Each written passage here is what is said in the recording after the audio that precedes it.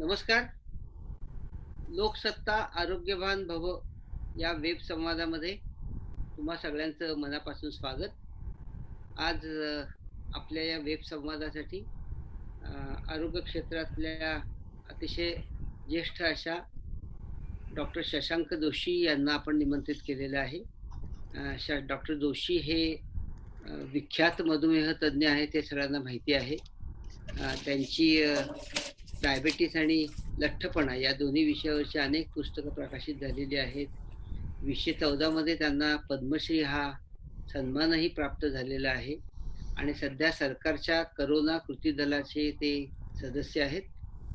त्यांचं मी मनापासून स्वागत करतो. डॉक्टर जोशी तुमचं मनापासून स्वागत.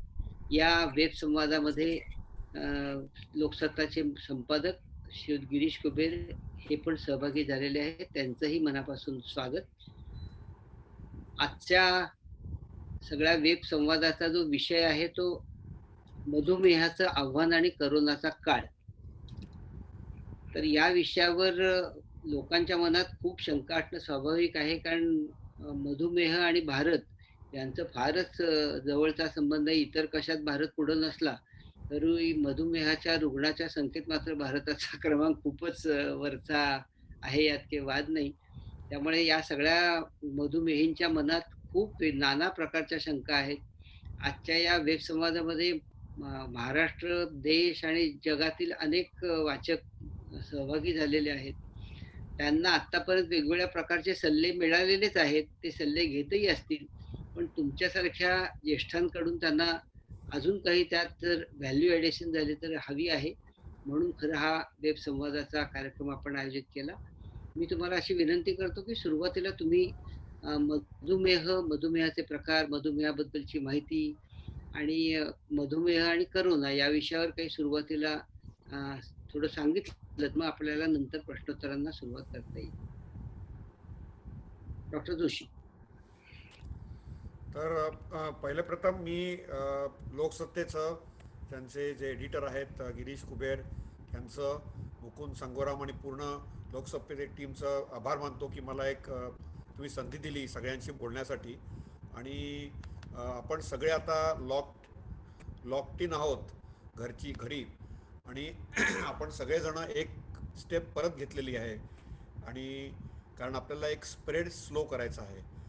पण मधुमेह कोरोनापेक्षा जास्ती महत्त्वाचा आहे आणि प्रत्येकजण आपण ह्याच्यामध्ये आपण हातभार लावू शकता.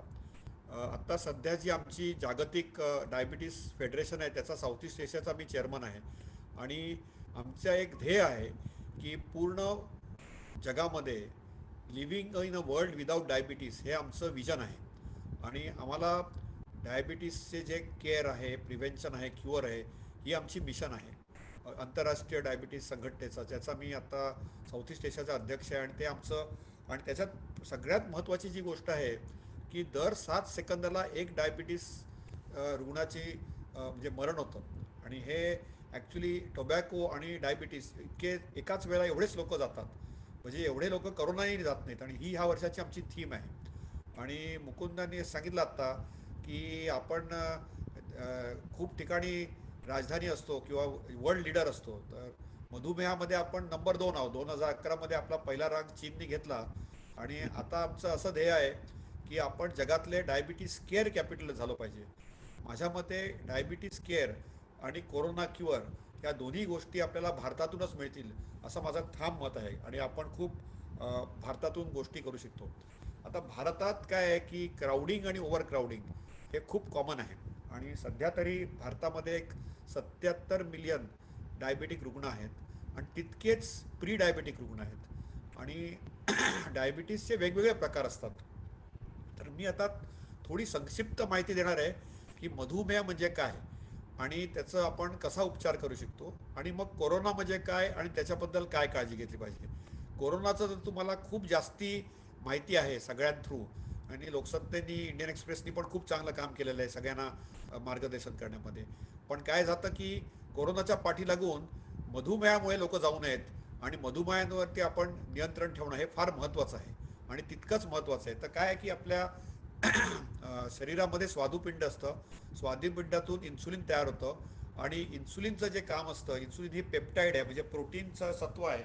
आणि त्याचं एकच काम आहे की जी ग्लुकोज असतं आपल्या शरीरामध्ये, जी साखर असते, ती साखर ऊर्जा म्हणून प्रत्येक पेशीला लागते आपल्या शरीरातली. आणि इन्सुलिनचं एकच काम आहे, कुलीसारखं काम आहे, की ते इन्सुलिन जे आहे ते प्रत्येक पेशीमध्ये ग्लुकोजला अशी एक किल्ली आहे, ती किल्लीनी ते उघडते आणि ग्लुकोजला प्रत्येक पेशीमध्ये ऊर्जा देते. हे खरं ॲक्च्युली काम आहे इन्सुलिनचं. तर मधुमेहाचे दोन प्रकार असतात, टाईप 2 आणि टाईप 1. टाईप 1मध्ये काय होतं की स्वादुपिंड किंवा पॅनक्रियातल्या बीटा पेशी असतात, त्या पूर्ण मरून जातात आणि इन्सुलिन बनतच नाही. हे कित्येक वेळा लहान मुलांना होतं आणि मग आयुष्यभर आपल्याला इन्सुलिन द्यावं लागतं. आणि जो सगळ्यात कॉमन जो लाईफस्टाईलचं ज्याला आपण डायबिटीस म्हणतो, 2 नंबरचा डायबिटीस, टाईप 2 डायबिटीस, त्याच्यामध्ये स्वादुपिंड व्यवस्थित असतं, बीटा पेशी व्यवस्थित असतात, इन्सुलिन ॲक्च्युली जास्ती बनतं, पण ते जे कुलूप असतं त्याच्यात ती चावी बसतच नाही बरोबर. आणि त्याला आम्ही इन्सुलिन रेजिस्टन्स किंवा टाईप 2 डायबिटीस म्हणतो. आणि मग काय होतं की साखर वाढत जाते आपल्या शरीरामध्ये आणि त्याला 2 नंबरचा आपण डायबिटीस म्हणतो. बाकीचे पण वेगवेगळे प्रकारचे डायबिटीस आहेत, जसे गर्भवती स्त्रियांना डायबिटीस होतो, जेव्हा प्रेग्नन्सीचा 20वा आठवडा येतो तेव्हा मधुमेह होतो, आणि मग जेव्हा मूल होतं त्याच्यानंतर डायबिटीस निघून जातो. आणि मग सेकंडरी डायबिटीज, जिथे स्वादुपिंडाचे आजार असतात, ज्यांना दारू पिऊन स्वादुपिंड खराब होऊन जातात, किंवा कॅन्सर होऊन स्वादुपिंड खराब होऊन जातं, किंवा औषधं असतात काही जशी स्टिरॉइड असतात त्याच्यामुळे साखर वाढते, तर त्याला आम्ही सेकंडरी डायबिटीस म्हणतो. तर डायबिटीसचे 4 प्रकार आहेत. टाईप 1 डायबिटीज, ज्याच्यामध्ये बीटा पेशी बनत नाहीत आणि पूर्ण आयुष्य इन्सुलिन घ्यावं लागतं. टाईप 2 डायबिटीस, जो लाईफस्टाईलमुळे होतो आणि खाण्यापिण्यावरती, आहार आणि व्यायाम न केल्यामुळे आणि असंतुलित लाईफस्टाईलमुळे जो होतो त्याला डायबिटीस म्हणतो. तिसरा जो डायबिटीस असतो तो नॉर्मली आपल्याला जो मधुमेह होतो प्रेग्नन्सीमध्ये होतो, आणि चौथा सेकंडरी होतो. आता लहान मुलांना हा डायबिटीस का होतो, तर ह्याला ऑटो इम्युनिटी म्हणतात. म्हणजे आपली प्रतिकारशक्ती जी बनते नॉर्मल व्हायरल इन्फेक्शन, जसं आता कोरोनाचा व्हायरस आहे, तर त्याच्या विरुद्ध जे अँटीबॉडीज बनतात ते बाय मिस्टेक, चुकून ते आपल्या बीटा पेशीला जाऊन डिस्ट्रॉय करतात, आणि ह्याला आपण टाईप 1 डायबिटीस म्हणतो. हा ऑटो इम्युन डिसीज आहे, ह्याला पूर्ण आयुष्य इन्सुलिन द्यावं लागतं आणि ह्याच्या व्यतिरिक्त काही करता येत नाही. पण 2 नंबरचा जो डायबिटीस आहे, ज्याच्यामध्ये भारत खूप पुढे आहे, तो बेसिकली लाईफस्टाईल डायबिटीस आहे. त्याच्यात पोटाचा घेर वाढणं, 80 सेंटीमीटर स्त्रियांमध्ये किंवा पुरुषांमध्ये 90 सेंटीमीटरच्या वरती, आणि फॅमिली हिस्ट्री असते. म्हणजे आई वडिलांना जर का डायबिटीस असेल तर तुम्हाला डायबिटीस व्हायची शक्यता जवळजवळ 90% असते. फक्त आई किंवा वडिलांना असेल तर 70%. कुठल्याही आपल्या नातेवाईकांना डायबिटीस असेल तर साधारणतः 40%. आणि मग आता काय झालं की आपला सिडेंटरी वर्ल्ड झालेला आहे. आपल्या इथे आपण मॅक्झिमम एक्सरसाइज आपल्या बोटांनी करतो, आपल्या मोबाईल ऑपरेट करायला किंवा आपलं जे टी व्हीचा रिमोट ऑपरेट करायला. आणि फिजिकल ॲक्टिव्हिटी खूप कमी झाली, आणि आपण जेवण खूप जास्ती जेवतो, आणि मानसिक तणाव खूप वाढलेला आहे आपल्या ज्या डेली जीवनामध्ये, आणि आता लॉकडाऊनमध्ये तर अजून वाढलेला आहे. तर ही परफेक्ट रेसिपी आहे डायबिटीसची, की थोडं अनुवंशिक आहे, त्याच्यानंतर फिजिकल ॲक्टिव्हिटी आपली कमी झालेली आहे, आणि आपण खातो खूप जास्ती, आणि त्याच्यामध्ये कार्बोहायड्रेट आणि फॅटचं प्रमाण वाढलेलं आहे, आणि आपण टेन्शन घेतो पण आणि देतो पण. ह्या सगळ्याच गोष्टींमुळे पोटाचा घेर वाढलेला आहे, आणि त्याच्यामुळे डायबिटीसचं प्रमाण वाढलेलं आहे. त्यामुळे डायबिटीसची जी गुरुकिल्ली आहे मॅनेज करण्यासाठी, त्याच्यात संतुलित आहार, ॲटलिस्ट 10,000 स्टेप्स करणं, किंवा सूर्यनमस्कार, उठाबशा करणं, घरच्या घरी आत्ता या लॉकडाऊनमध्ये आपल्याला करता येतात. आणि अल्कोहोल किंवा स्मोकिंग नाही करणं, टोबॅको नाही करणं, योग्य ती औषधं घेणं, आणि साखरेची चाचणी करणं. आता जर का लॉकडाऊनमध्ये तुम्हाला बाहेर जाता येत असेल ब्लड टेस्ट करायला, तर शुगर टेस्टिंगच्या मशीन असतात, त्याच्यावरही आपण चाचणी करू शकतो. त्या साध्या साध्या आपण गोष्टी खाऊ शकतो. आणि डायबिटीसमध्ये खूप प्रकारचे डाएट्स असतात, आणि सगळ्यात जास्ती मला प्रश्न येतील ते डाएटवर येतील. हा आहार आम्ही घ्यावा का, हा आहार घ्यावा का, आपण हे खावा का. तर पहिली गुरुकिल्ली आहाराची आहे की तुम्ही जे खाता ते कमी खा. तुमच्या सकाळच्या ब्रेकफास्ट, दुपारचं जेवण, रात्रीचं जेवण, ह्याच्यातलं 1/3 कमी करा. सगळ्यात म्हणजे फर्स्ट प्रिन्सिपल, ईट लेस, थोडंसं कमी खा. त्याच्यानंतर बॅलन्स डाएट म्हणजे संतुलित डाएट घ्या. म्हणजे त्याच्यात थोडी फ्रूट्स आणि व्हेजिटेबल्स, मीट, फिश, पल्सेस, साखर आणि फॅटी फूड्स कमी करा, मिल्क किंवा ब्रेड किंवा स्टार्चचे पदार्थ कमी करा. तर आपल्याकडे जी खूप प्लॅनिंग असतात त्याच्यात, आणि कार्बोहायड्रेटचं जे प्रमाण असतं ते आपण कमी करायचा प्रयत्न करतो. आणि एक पिरामिड असते, तर ग्लोबली पूर्ण जगामध्ये पिरामिड बनते, पण आपण आता डायबिटीसची प्लेट बनवतो. आणि इंडियामध्ये आपल्या इकडे प्रत्येक वेळा पेट असतं. पूर्वी तर आपण केळीच्या पानावर आपण खायचो. आणि आपल्या ज्या आजी आजोबांचा, आपल्या पणजोबांचा जो डाएट होता तो सगळ्यात बेस्ट होता. पण त्याच्याबरोबर आपण आहारच्या बरोबर व्यायाम केला आणि जर का आपण व्यवस्थित सूर्यनमस्कार केले तर ह्याचा आपल्याला मधुमेहावर आपण सामोरं जाऊ शकतो. पण दुसरी गोष्ट म्हणजे की कमी खाण्यापेक्षा थोडं हळू खा, फास्ट खाऊ नका. कारण जेव्हा आपण फास्ट खातो तेव्हा आपल्याला काय होतं की आपल्या स्वादुपिंडाला कॉन्ट्रॅक्ट फास्ट करावं लागतं. मग इन्सुलिन फार फास्ट येतं बाहेर आणि त्याच्यामुळे काय होतं की साखर वाढायचं आणि बीटा पेशी खराब व्हायची चान्सेस वाढतात. तर प्लेट मेथड असते. आणि मग वेगवेगळी औषधं आहेत. म्हणजे मेटफॉर्मिन म्हणून एक औषध आहे जे लिव्हरवर चालतं. स्वादुपिंडावर चालणारी इन्सुलिन सिक्रेटॉगॉग्स असतात. वेगवेगळ्या प्रकारची नवीन नवीन औषधं आलेली आहेत. मी औषधांबद्दल कोणाला माहिती असेल तर आपण प्रश्न उत्तरांमध्ये देऊ. आणि जेव्हा स्वादुपिंड अजिबात काम करत नाही तेव्हा आम्ही मग इन्सुलिन देतो.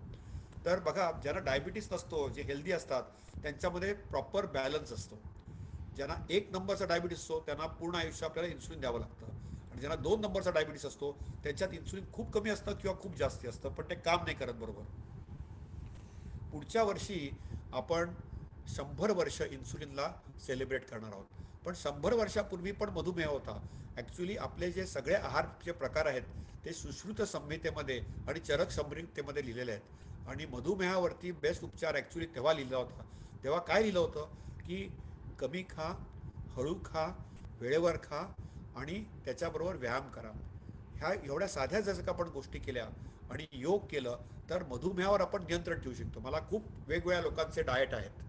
आता मी उद्या तुम्हाला सांगितलं की जर का हे माझं लेक्चर ऐकून उद्या आपले गिरीश कुबेर साहेब आहेत, ते म्हणतील आपण गिरीश कुबेर डाएट चालू करूया किंवा मुकुंद संगोराम डाएट चालू करूया.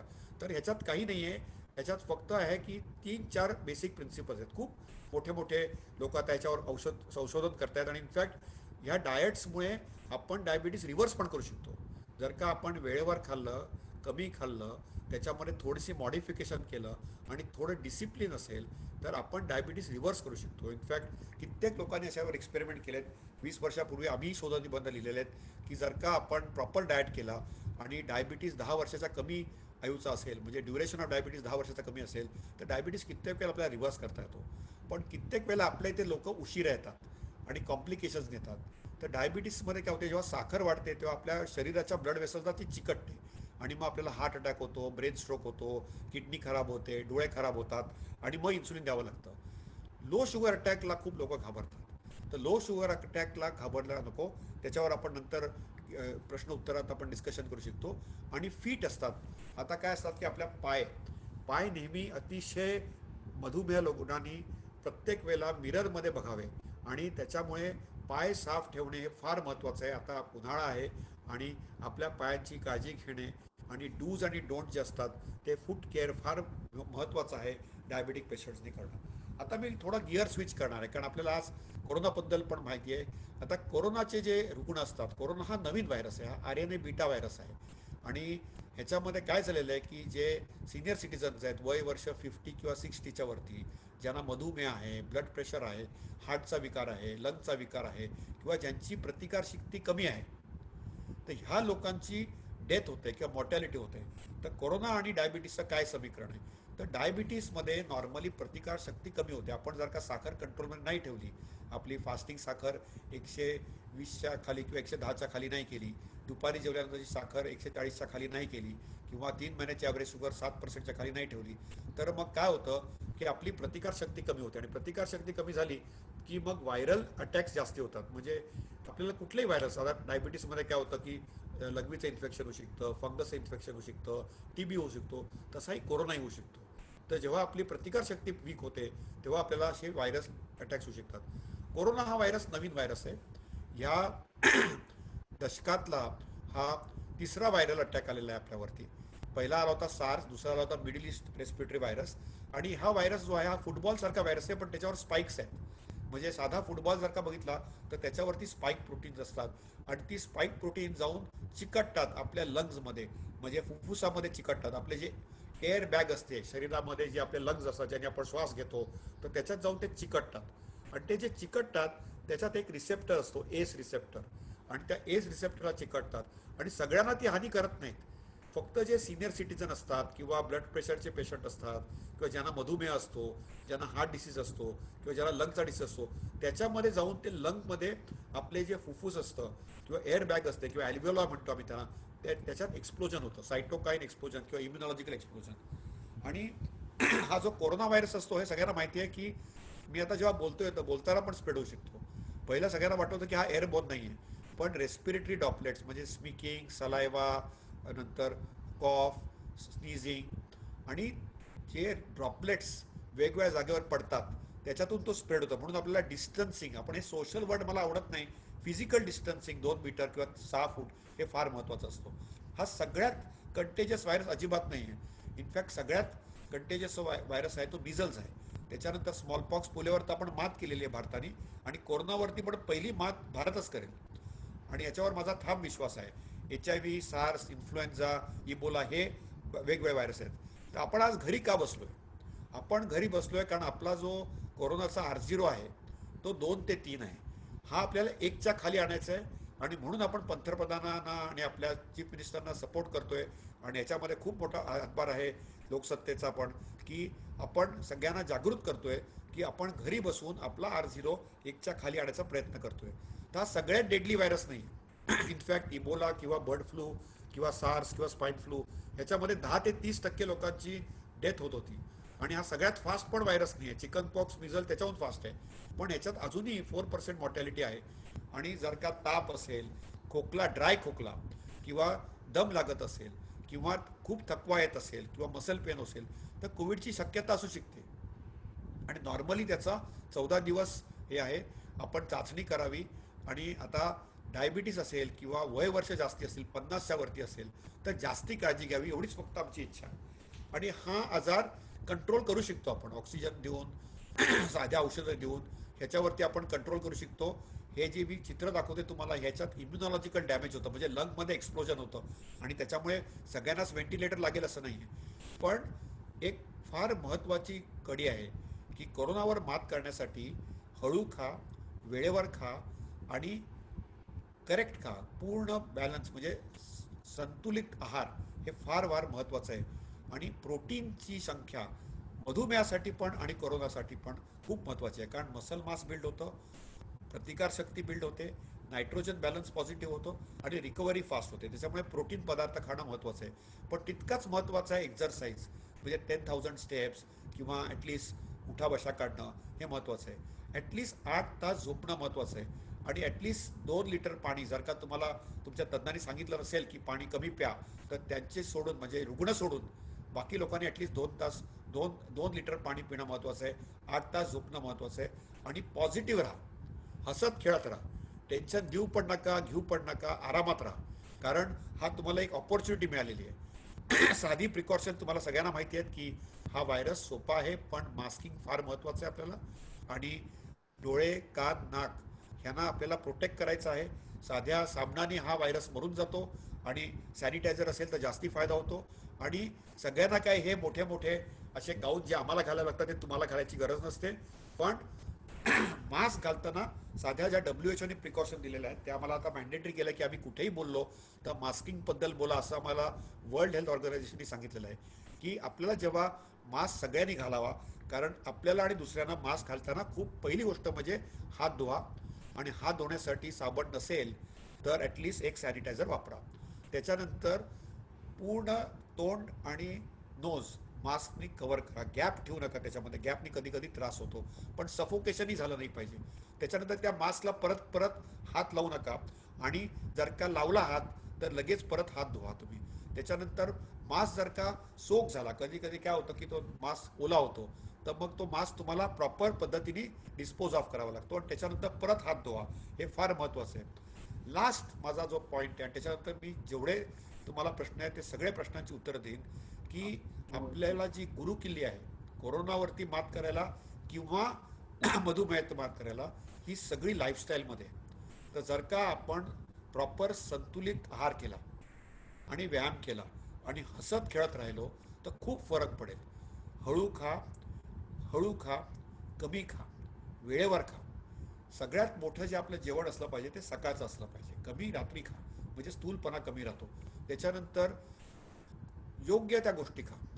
म्हणजे तेलकट तुपकट खाऊ नका जास्ती. नंतर ॲटलिस्ट रोज जर का वॉक करता येत असेल आता, तर घरच्या घरी कपालभाती करा, घरच्या घरी उठा बशा करा, घरच्या घरी सूर्यनमस्कार करा, 10,000 स्टेप घरच्या घरी शतपावली करा. ॲटलिस्ट 8 तास झोपा आणि वेळेवर झोपा आणि हसत खेळत राहा. याच्या व्यतिरिक्त अजून एक टिप देतो तुम्हाला. आत्ताच आमच्या आंतरराष्ट्रीय डायबिटीस संघटनेची मागच्या आठवड्यात ब्रसल्सला आमची वेब कॉन्फरन्स झाली आणि त्याच्यात आम्ही एक नवीन रेकमेंडेशन काढलेलं आहे की 2 तास रोज स्क्रीन फ्री टाईम किंवा डिजिटल डिटॉक्स त्याला म्हणतात. डिजिटल डिटॉक्स म्हणजे कुठल्याही गॅजेटला तुम्ही अडकून नका. मोबाईल फोन किंवा कॉम्प्युटरचा स्क्रीन किंवा टेलिव्हिजनचा स्क्रीन ह्याच्या you just be away from it. ह्याच्या जागेवर तुम्ही चिंतन मनन करा किंवा म्युझिक ऐका किंवा तुम्ही पुस्तक वाचा किंवा कुबेरांचे अग्रलेख वाचा, मी वाचतो, किंवा ट्विटर करायचं असेल तर ट्विटर नका करू, पण तुम्ही काहीतरी दुसऱ्या गोष्टींमध्ये एंगेज करा. पण ह्या ज्या स्क्रीन असतो त्याच्यामुळे एक नवीन सिंड्रोम तयार झालेलं आहे. त्याचं नाव आहे व्हॉट्सॲप विजन सिंड्रोम आणि त्याच्यावर आता आम्ही रिसर्च करतोय. इनफॅक्ट डॉक्टर नटराजन आहेत आपल्या मुंबईमध्ये, त्यांचा आणि माझा आता एक रिसर्च चालू आहे. तर 2 तास डिजिटल डिटॉक्स करणं हे तितकंच महत्त्वाचं आहे. तर सगळ्यात महत्त्वाची, मधुमेहावरती आपल्याला मात करायची असेल आणि मधुमेहाने जास्ती रुग्ण जातात, जेवढे करोनाने कधी जाणार नाहीत. करोना किती डेडली झाला तरी मधुमेह हा जास्ती महत्त्वाचा आहे आणि म्हणून मला खरं अभिनंदन करायचं आहे गिरीश कुबेरांचं आणि मुकुंदांचा की त्यांनी हा टॉपिक चूज केला की दर 7 सेकंदनी जर का एक मधुमेहाची मौत होते तर ही करोनापेक्षा खूप जास्ती आहे. हा सायलंट किलर आहे आणि ह्याचं आणि करोनाचं मिश्रण खूप खराब आहे. आणि कमी खा, वेळेवर खा आणि थोडासा व्यायाम केला आणि हसत खेळत राहिलं तर आपण मधुमेहावर आरामात मात करू शकतो. आणि आता आपल्याला वेळ आहे, थोडा स्वतःवरती लक्ष द्यायला थोडा वेळ आहे. त्याच्यामुळे माझी हीच इच्छा आहे की आपला मधुमेह आपल्या हातात आहे आणि तुम्हाला जर का त्याच्यावर मात करायची असेल तर वैद्यकीय सल्ला जरूर घ्या. त्याच्यासाठी सगळे डॉक्टर डिजिटली अवेलेबल आहेत. मधुमेहाचं खूप आपण नियंत्रण डिजिटली मॅनेज करू शकतो. फक्त 3 ठिकाणी मधुमेह रुग्णांना हॉस्पिटलमध्ये जावं लागतं. जेव्हा पायावर जखम होते किंवा ज्याला हार्टची इजा होते किंवा त्यांना डायलिसिस लागतं, तेव्हा मात्र तुम्ही तुमच्या तज्ज्ञांप्रमाणे हॉस्पिटलमध्ये जाणं कोविड टाईम्समध्ये पण जरुरी आहे. ते तुम्ही डिले नका करू. एवढंच मी सांगतो. मी इथेच थांबतो आणि माझा स्टॉप स्क्रीन करतो. आणि त्याच्यानंतर मला असं वाटतं आपण प्रश्न उत्तर घेऊया. आणि काही तुमचे प्रश्न असतील तरी मी माझे 2 तास तुमच्याबरोबर तुमच्यासाठी आहेत. तुम्ही सगळे प्रश्न विचारा. कितीही तुम्हाला वाटलं की तो स्टुपिड प्रश्न असेल तरी मी उत्तर द्यायचा प्रयत्न करीन. माझं मराठी अगदी परफेक्ट नाही आहे, पण जेवढं जमेल तेवढं मी सांगेन. कारण कधी कधी जे आमचं मेडिकल मराठी असतं ते खूप कॉम्प्लिकेटेड असतं. त्याच्यामुळे थोडंसं इंग्लिश थोडंसं मराठी असं मिश्रण राहील. त्याच्यासाठी प्लीज फॉरगिव्ह मी. थँक्यू. धन्यवाद डॉक्टर. तुम्ही थोडं खूप आश्वासक बोललात. आश्वासक अशासाठी की करोनामुळे घाबरू नका. ऑलरेडी डायबिटीजमुळे तुम्हाला काय व्हायचं ते झालेलंच असतं. दर 7 सेकंदाला डायबिटीजमुळेच माणसं मरतात. करोनाची भीती घ्यायचं काही फार कारण नाही. आत्ताच्या काळात लोक सतत करोनाच्या भीतीच्या छायेत वावरत आहेत आणि असं म्हणतात की डायबेटिक रुग्णांनी आनंदी राहावं. तर आनंदी राहावं म्हणजे काय करावं? तर टेलिव्हिजन पाहू नये, मोबाईल पाहू नये. हे जे 2 तास तुम्ही सांगितलेत, ते मला वाटतं 2 तास कदाचित त्या 2 तासात त्यांचा डायबिटीज दुरुस्त व्हायची पण दाट शक्यता आहे. व्हॉट्सअप मुख्य म्हणजे वाचू नये मला वाटतं. हां, म्हणजे WhatsAppवरच्या माहितीवर विश्वास ठेवून आपण ते वागायला लागतो. तसं होणार नाही, पण सुरुवात आत्ता अ, खूपच प्रश्न यायला लागलेले आहेत. पण तुम्ही आत्तापर्यंत जे सांगितलं त्या निमित्तानं सगळ्यांच्या मनातला एक प्रश्न आहे, तो मी त्यानं सुरुवात करूयात. तो म्हणजे तुम्ही असं म्हणताय, की संतुलित आहार खा, योग्य वेळेला खा आणि तळकट खाऊ नका, तर तुप्पट खाऊ नका. परंतु आता सध्या संपूर्ण महाराष्ट्रात 2 प्रकारच्या खाण्याच्या पद्धतींवर सगळे लोक प्रचंड विचार करतात आणि त्यांचं त्यामुळे फार मोठ्या प्रमाणात मानसिक गुंतागुंत झालेली आहे, कन्फ्युजन झालेलं आहे. एक म्हणजे दर 2 तासांनी खा किंवा भूक लागली की खा, असं एक डॉक्टर रुजुता दिवेकर म्हणून आहेत त्या सांगतात. आणि दुसरे डॉक्टर जगन्नाथ दीक्षित आहेत, ते म्हणतात नथिंग डुइंग, 2 वेळा खायचं, प्रचंड खायचं. काही होत नाही. दोन्ही पद्धतीने डायबिटीज तुमचा 100% क्युअर होणार. हा जो काही विश्वास संपूर्ण समाजाला दिला जातोय, याचा खरंच तुमच्या डायबेटॉलॉजी म्हणजे मधुमेहाच्या तज्ञांच्या संदर्भात याचं काय नेमकं मत आहे तुमचं आणि ह्याचं काय करावं? थोडंसं गंमत म्हणून डॉक्टर, या 2 प्रचलित अशा लोकप्रिय पद्धतींमुळे एक नवीनच पद्धत एक विकसित झाली आहे. माझा मित्र म्हणतो मी सकाळी 12 वाजेपर्यंत दीक्षितांना फॉलो करतो आणि 12 नंतर मी दिवेकरांची पद्धत त्याचं अनुकरण करतो. हे खूपच गोंधळाचं झालंय सध्या, नाही का? नाही, ते काय आहे की ह्याला आम्ही आमच्या मधुमेह किंवा न्यूट्रिशन सर्कलमध्ये फॅट डाएट्स म्हणतो. आणि ह्याच्यामध्ये both the groups are right in their own sense, पण त्यांनी थोडं रिसर्च करून सोबत निबंध करावे आणि रिसर्च करावा ही माझी इच्छा आहे. कारण याच्यात आपण काय जे म्हणतो की काही जण म्हणतात की 2 वेळा खा, काही जण म्हणतात दर 2 तासांनी खा. तर ह्या दोनमध्ये तफावत खूप आहे. आपल्याला ज्या बेसिक प्रिन्सिपल्स डाएटच्या आहेत ह्या कुठलीही डाएट्स यांनी रिसर्च करून ती अंमलात आणली तर चालू शकतात. आता मला हा खूप वेळा प्रश्न विचारला जातो की ह्या डाएट्समध्ये काही तथ्य आहे का, त्यांनी काही पब्लिकेशन्स केलेली आहेत का, त्यांनी काही रिसर्च केलेला आहे का, ते चालतात का. तर पहिली गोष्ट म्हणजे आत्ता ह्या घटकेला तुमच्या ज्या आजोबांनी किंवा पणजोबांनी जो डाएट घेतला होता आणि दिवसातून 3 वेळा जेवणं, मधुमेह असेल तर पहिली गोष्ट म्हणजे तुम्हाला जर का मधुमेह असेल आणि लठ्ठपणा नाही, कारण लठ्ठपणाचा हा डाएट जरा वेगळा असतो. ज्यांना थोडासा मधुमेह असतो, थोडासा लठ्ठपणा असतो, त्यांचा डाएट वेगळा असतो. आणि ज्यांना प्रॉपर मधुमेह असतो किंवा ज्यांना टाईप 1 डायबिटीस असतो त्यांना त्यांचा डाएट वेगळा असतो. तर पहिली गोष्ट म्हणजे ज्यांना डायबिटीसचे कॉम्प्लिकेशन्स आहेत, जसं किडनीचा विकार, हार्टचा विकार किंवा टाईप 1 डायबिटीस असेल, त्यांना हे कुठलेही ॲग्रेसिव्ह डाएट प्लॅन्स देऊ नयेत. म्हणजे तुम्ही त्रिपाठींचा घ्या किंवा दीक्षितांचा घ्या किंवा तुम्ही त्या रुजुता दिवेकरांचा घ्या, कोणाचाही घ्या. ते ज्यांना डायबिटीस झालेला नाही किंवा ज्यांना माइल्ड डायबिटीस किंवा पोटाची चरबी आहे, त्यांना जर का त्यांच्या फॉलो करायचं असेल तर that is up to them. आपण काय डेमोक्रेटिक सोसायटीत राहतो, आपण कोणालाही सांगू शकत नाही करू नका म्हणून. आणि त्याच्यात काही गोष्टी त्यांनी रिसर्च केलेल्या आहेत. जसं Dikshit is in touch with me, ते म्हणतात की त्यांचे आता खूप रिसर्च चालू आहेत वगैरे. पण आपल्याला शोध निबंधांनी थोड्या दिवसांनी कळेल की त्याच्यात किती तथ्य होतं. 4 प्रिन्सिपल्स अगदी क्लिअर आहेत की कमी खा, वेळेवर खा आणि हळू खा. हे ह्याच्यात 2 मत अजिबात नाही.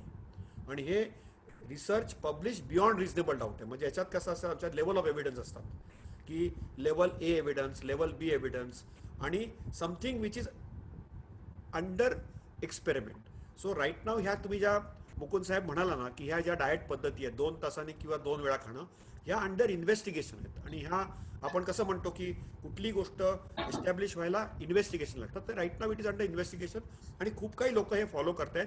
आणि ह्यांनी जर का मधुमेहावर कंट्रोल आला तर आय एम व्हेरी हॅपी की याच्यामुळे आपल्या देशामध्ये मधुमेह कमी होईल. पण तसं काही दिसत नाही. आपले जे नंबर्स आणि संख्या आहेत त्या वाढतच चाललेल्या आहेत. हो. याच्यात काय असतं, कन्सिस्टन्सी लागते. आणि याच्यात कन्सिस्टन्सी नाही आहे. कारण हे फॉलो करणं, ॲज गिरीश साहेब म्हणाले की काही जण 12 वाजेपर्यंत एक डाएट फॉलो करतात, 12 नंतर दुसरा डाएट फॉलो करतात. आपला ह्युमन माइंड चीट करतं खूप. तर आपल्याला बेसिकली कुठलाही डाएट फॉलो केला तर तो व्यवस्थित फॉलो करा. या आहाराबरोबर सगळ्या डाएट्सनी सांगितलेलं आहे की व्यायाम करणं तितकंच महत्त्वाचं आहे, झोप ही तितकीच महत्त्वाची आहे आणि मानसिक तणाव हा तितकाच महत्त्वाचा आहे. त्या सगळ्यांचं जर का तुम्ही संमिश्रण केलं आणि दारूचं सेवन नाही केलं, टबॅकोचं सेवन नाही केलं आणि सिगारेटचं सेवन नाही केलं तर आपल्याला खूप फायदा होणार आहे. तर मला असं म्हणायचं आहे की मी काही डिप्लोमॅटिक आन्सर देत नाही आहे, पण हे इन्व्हेस्टिगेशनल डाएट्स आहेत आणि ह्या लोकांनी खूप चांगलं रिसर्च करावं, यांना खूप प्रसिद्धी मिळावी ही माझी स्वतःहून इच्छा आहे. पण आत्ता तरी हे इन्व्हेस्टिगेशनल आहे. त्यांचा जो लेवल ए एव्हिडन्स आलेला नाही असून त्या लेवल ए एव्हिडन्सला आणि ते पुस्तक यायला थोडा वेळ आहे असून. आता आमच्या ज्या स्टँडर्ड ऑफ केअर ज्या आहेत त्याच्यामध्ये आम्ही जे सांगतो ते सांगतो की कमी खा, हळू खा, वेळेवर खा, कार्बोहायड्रेट आणि फॅट थोडं कमी घ्या, प्रोटीनचं प्रमाण थोडं वाढवा आणि आहाराबरोबर थोडीशी व्यायाम करणं आणि झोप ही तितकंच महत्त्वाचं आहे. आणि झोपेला महत्त्व आता जास्ती आलेलं आहे. अजून एक गोष्ट सांगू इच्छितो तुम्हाला मी की 8 तास झोपल्यानंतर रेस्पिरेटरी व्हायरस कमी होतो आणि कोरोनावरही मात येऊ शकते. कारण आपल्याला जी साधा सर्दी खोकला असतो 5 तासांनी कमी झोप मिळाली तर ॲक्च्युली आपलं आयुष्य कमी होऊ शकतं, मॉर्टॅलिटी वाढू शकते. तर तुम्हाला जर का जास्ती जिवंत राहायचं असेल तर तुम्ही रोज 8 तास 7 तास झोपायला लागा. 7 तास मिनिमम झोप गरज आहे ह्युमन बिंग्सना. आणि ह्याच्यावरती पण हे जे रिसर्च आहे ना हे अगदी क्लिअर कट रिसर्च आहे, याच्यात दुमत नाही आहे. म्हणजे लेवल ए रिसर्च आहे. बाकीचं रिसर्च हे इन्व्हेस्टिगेशनल आहे. एक सातत्यानं लोकांचा अजून एक प्रश्न असतो ते म्हणजे वेगवेगळ्या प्रकारचे डाएट्स मधुमेहींसाठी पण सजेस्ट केले जातात. किटो डाएट सारखे अनेक प्रकार आहेत. करेक्ट. हे सायंटिफिकली प्रूव्हन आहेत का परत या 2 डाएट सारखंच आहे? नाही, ह्याच्यात पण थोडं सायन्स आहे. किटो डाएट आणि इंटरमिटंट फास्टिंग आणि वेगवेगळ्या टाईपचे फास्टिंग असतात. तर किंवा south beach diet, Atkins diet किंवा डी नॉर्मिज डायट, हे वेगवेगळे डायट आहेत. हे डायट्स फक्त कोरोनाच्या वेळेला करू नका. तुम्ही दीक्षित दिवेकर केले तरी चालतील, पण कोरोनाच्या वेळेला प्लीज किटो डाएट करू नका. कारण कोरोनाच्या वेळेला जर का किटो डाएट केला तर इन्फेक्शन व्हायची हे वाढू शकते. तर कोरोनाच्या वेळेला हे करू नका तुम्ही डाएट्स. पण किटो डाएट्समध्ये प्रॉब्लेम काय आहे की हे एकदम एक्स्ट्रीम डाएट्स आहेत, म्हणजे टोकाचे डाएट्स आहेत. त्याच्यात थोडासा रिस्क असतं आणि ह्याच्यात काय होतं की शॉर्ट टर्म वेट लॉस मिळतो 6 महिन्यासाठी, पण लॉंग टर्म मिळत नाही. तुम्हाला क्लासिकल एक्झाम्पल देतो. आणि आपले जे अमेरिकेचे प्रेसिडेंट होते बिल क्लिंटन, जेव्हा व्हाईट हाऊसमध्ये होते तेव्हा त्यांचं वजन खूप नॉर्मल होतं. त्याच्यानंतर जेव्हा ते व्हाईट हाऊसमधून बाहेर आले त्याच्यानंतर त्यांचं वजन खूप वाढलं, म्हणून ते एका अमेरिकेच्या पॉप्युलर डाएट साऊथ बीच डाएटवर ते गेले आणि त्यांनी त्यांचं वजन ऑलमोस्ट 20 पाऊंड म्हणजे ऑलमोस्ट 10 किलो कमी झालं. आणि त्याच्यानंतर काय झालं की त्यांना छातीत दुखायला लागलं न्यूयॉर्कमध्ये. मग त्यांच्या न्यूयॉर्कमध्ये प्रेस्बिटेरियन हॉस्पिटलमध्ये त्यांना ॲडमिट केलं आणि त्यांना क्वाड्रिपल वेसल बायपास करावं लागलं. कारण काय झालं की जेव्हा आपण किटो डाएट करतो तेव्हा सॅच्युरेटेड फॅट्स वाढतात आणि आपल्या ज्या कॉर्नरी नाड्या असतात त्या ब्लॉक होतात. तर काय असतं की कधी कधी ह्या किटो डाएटचा साईड इफेक्टही होतो आणि कधी कधी कॉर्नरी आर्टरी डिसीज पण होऊ शकतो. त्यामुळे हे डाएट्स मेडिकल सल्ल्याने, मेडिकल सुपरविजन खाली तुम्ही घेऊ शकता किंवा वैद्यकीय सुपरविजनने घ्या तुम्ही. सगळ्यांचा त्याचा फायदा होईल असं नाही. त्याच्यामुळे आणि कोरोनाच्या वेळेला मात्र ही इंटरमिटंट फास्टिंग किंवा किटो डाएट्स हे करू नका. बाकीचे केले तरी चालतील. आणि त्याच्यामध्ये पण तुम्ही मधुमेह असाल आणि टॅबलेट आणि इन्सुलिन घेत असाल तर प्लीज तुमच्या डॉक्टरांशी संपर्क ठेवा. किंवा कारण काय होईल की एकदम शुगर लो होऊ शकते, जशी वाढू शकते तशी लोही होऊ शकते. त्याच्यामुळे वैद्यकीय सल्ला घेणं हे महत्वाचं आहे. आणि मग शुगर टेस्टिंग मशीन तरी घरी ठेवा, कळलं का. पण किटो वगैरे करू नका, कारण किटोमध्ये काही फार जास्ती तथ्य नाही आहे. खूप रिसर्च झालेलं आहे. शॉर्ट टर्म 6 महिने 1 वर्ष चालतं, पण नंतर मग you are back to square one आणि त्याच्यात हानी पण होऊ शकते. आणि या सगळ्या मधुमेही रुग्णांमध्ये एक सातत्यानं असलेला प्रश्न असतो की फळं खाऊ की नको, कुठली खाऊ नका. एक तर सातत्यानं अनेक आता वाचक काय आहे की तुम्ही त्याच्यानंतरचा प्रश्नही तुम्हाला मी सांगतो की आंबे खाऊ का. हा, आता अगदी. काय झालं, अनफॉर्च्युनेटली आंबे आले नाही आहेत सगळीकडे. ओके, नाहीतर ऍक्च्युली कोकणातून आंबे येतात. ओके, आणि काही जण आम्ही जे कोकणातले होते इकडे 100% आंबे येतात. आता सगळ्यांचे आंबे अडकलेले आहेत, त्याच्यामुळे मला हे प्रश्न आता कमी येतात. तरीही येतात, कसे आले कोणाला माहिती. आंबे आलेत, मुंबईत पण आंबे आलेत. ओके, तर पहिली गोष्ट म्हणजे एक फळ खाऊ शकता. त्याच्यामध्ये आम्ही 5 फळं म्हणतो अवॉइड करा, म्हणजे चिकू, आंबे, सीताफळ, रामफळ आणि बनाना हे अवॉइड करायला सांगतो.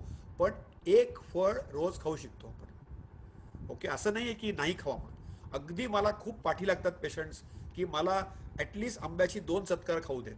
तर मी एकदा म्हणालो होतो एका पेशंटला की बरं 2 सत्कार खा. मग तो 2 सत्कार काय करतो, दर 2 तासांनी खात होता. जसे आपले गिरीश कुबेर साहेब म्हणाले की आपण आपल्या इथे कोणी सांगितलं तर ते उलटं करतात. तर असं अतिरेकापणा करू नका. पण जर का तुम्ही आंब्याच्या 2 फुडी खाल्ल्या तर मग ॲटलिस्ट एक 10-15 मिनटं शतपावली करून त्याची जी ऊर्जा मिळते ती बर्न करून टाका तुम्ही. कारण काय होतं की तोंडी लावणं म्हणजे फळाला तोंडी लावणं किंवा गोडाला तोंडी लावणं ही गोष्ट वेगळी आहे. पण ते भरभच खाणं किंवा असं जीव तोडून खाणं हे असं करू नका मात्र. तर मी अजूनही सांगतो की एक फळ अलाउड आहे. मधुमेह रुग्णांना पण एक फळ अलाउड आहे आणि त्याच्यातले आंब्याची पण 2 फोडं अलाउड आहेत. पण आंब्याची जर का तुम्ही 2 सत्कार घेतले किंवा 2 फोडं घेतली तर काय करा की तुम्ही ॲटलिस्ट एक 10 ते 15 मिनटं शतपावली करा. म्हणजे अगदीच तुम्हाला असं आम्हाला कोणाला डिप्राईव्ह करायचं नाही. काय असतं की आपण कोणाला सांगितलं की हे करू नका तर मानसिक टेंडन्सी रिबेलियस टेंडन्सी आहे. माणूस हा रिबेलियस ॲनिमल आहे. आपण सगळे ॲनिमलच आहोत. तर आपण रिबेल करतो आणि मग काय करतो की आपल्याला सांगितलं हे करू नका तर आपण जाऊन तेच करतो. तर ते करू नका. तर आम्ही काय करतो, थोडं खा पण थोडं संयम बाळगा आणि त्याच्यानंतर थोडीशी शतपावली करा आणि ही गोष्ट शक्य आहे. बरोबर. एक सातत्यानं परत एक खूप जण प्रश्न विचारतात की रात्री तुम्ही म्हणतात तसं 7-8 तास झोप घेतल्यानंतर परत दुपारी झोपायची एक लोकांना सवय असते. नाही नाही, अजिबात नाही, अजिबात नाही. That is dangerous. तुम्ही म्हणजे असे दुपारी पण 2 तास आणि मग 10 तासाच्या वरती किंवा 12 तासाच्या वरती झोप आली तरी पण हार्ट अटॅकचे प्रमाण वाढतात. आणि स्लीप ॲपनिया म्हणजे कित्येक लोकांना ती स्लीप ॲपनियाची मशीन लावावी लागते. तर ते स्थूलपणाचे किंवा ओबेसिटीचे वेगळे प्रकार चालू होतात. तर खूप झोप ही हार्मफुल आहे. आता काय झालंय की आपल्या रोजकीय ज्या ग्रामीण भागात म्हणत नाही पण ॲटलिस्ट ज्या अर्बन शहर आहेत तिथे काय होतंय की लोकांची झोप 5 ते 6 तासाच्या कमी झालेली आहे. आणि लॉकडाऊनमध्ये मी हेही आढळून पाहिलेलं आहे की लोक काय झालेत की आपल्या टीव्हीला चिकटलेले आहेत आणि नेटफ्लिक्स पासून असे खूप काही प्रकार मिळालेत लोकांना की फक्त ते चॅनल्स चेंज करत राहतात आणि मग आपली झोप खूप कमी झालेली आहे. तर ॲटलिस्ट एक 7-8 तास झोपणं हे महत्त्वाचं आहे. पण फार झोपणंही ते तितकंच हार्मफुल आहे आणि दुपारची झोप ही योग्य नाही. म्हणजे मी सकाळी रात्री 5 तास झोपीन आणि दुपारी 2 तास झोपीन, तर that is not correct. I think that is not a good way to do it. एक सलग तुम्ही 7 तास झोपला असेल आणि झोपताना तुम्हाला जर का घोरत असाल तर तुम्ही प्लीज स्लीप टेस्ट करून घ्या. कारण कित्येक लोकांना स्लीप ॲपनिया असतो आणि त्यांनी ब्लड प्रेशर वाढतं, रक्तदाब वाढतो आणि ते ट्रीटमेंट त्याची देणं हे तितकंच महत्त्वाचं आहे. त्यालाच जोडून पुढचा प्रश्न आपोआपच येतो, तो म्हणजे शुगर फ्री सारखे जे पदार्थ बाजारात उपलब्ध होतात. म्हणजे साखर खाऊ नका पण गोड खा. ते शुगर फ्रीचा ऍड करा आणि तुम्हाला हवी ती चव मिळवा.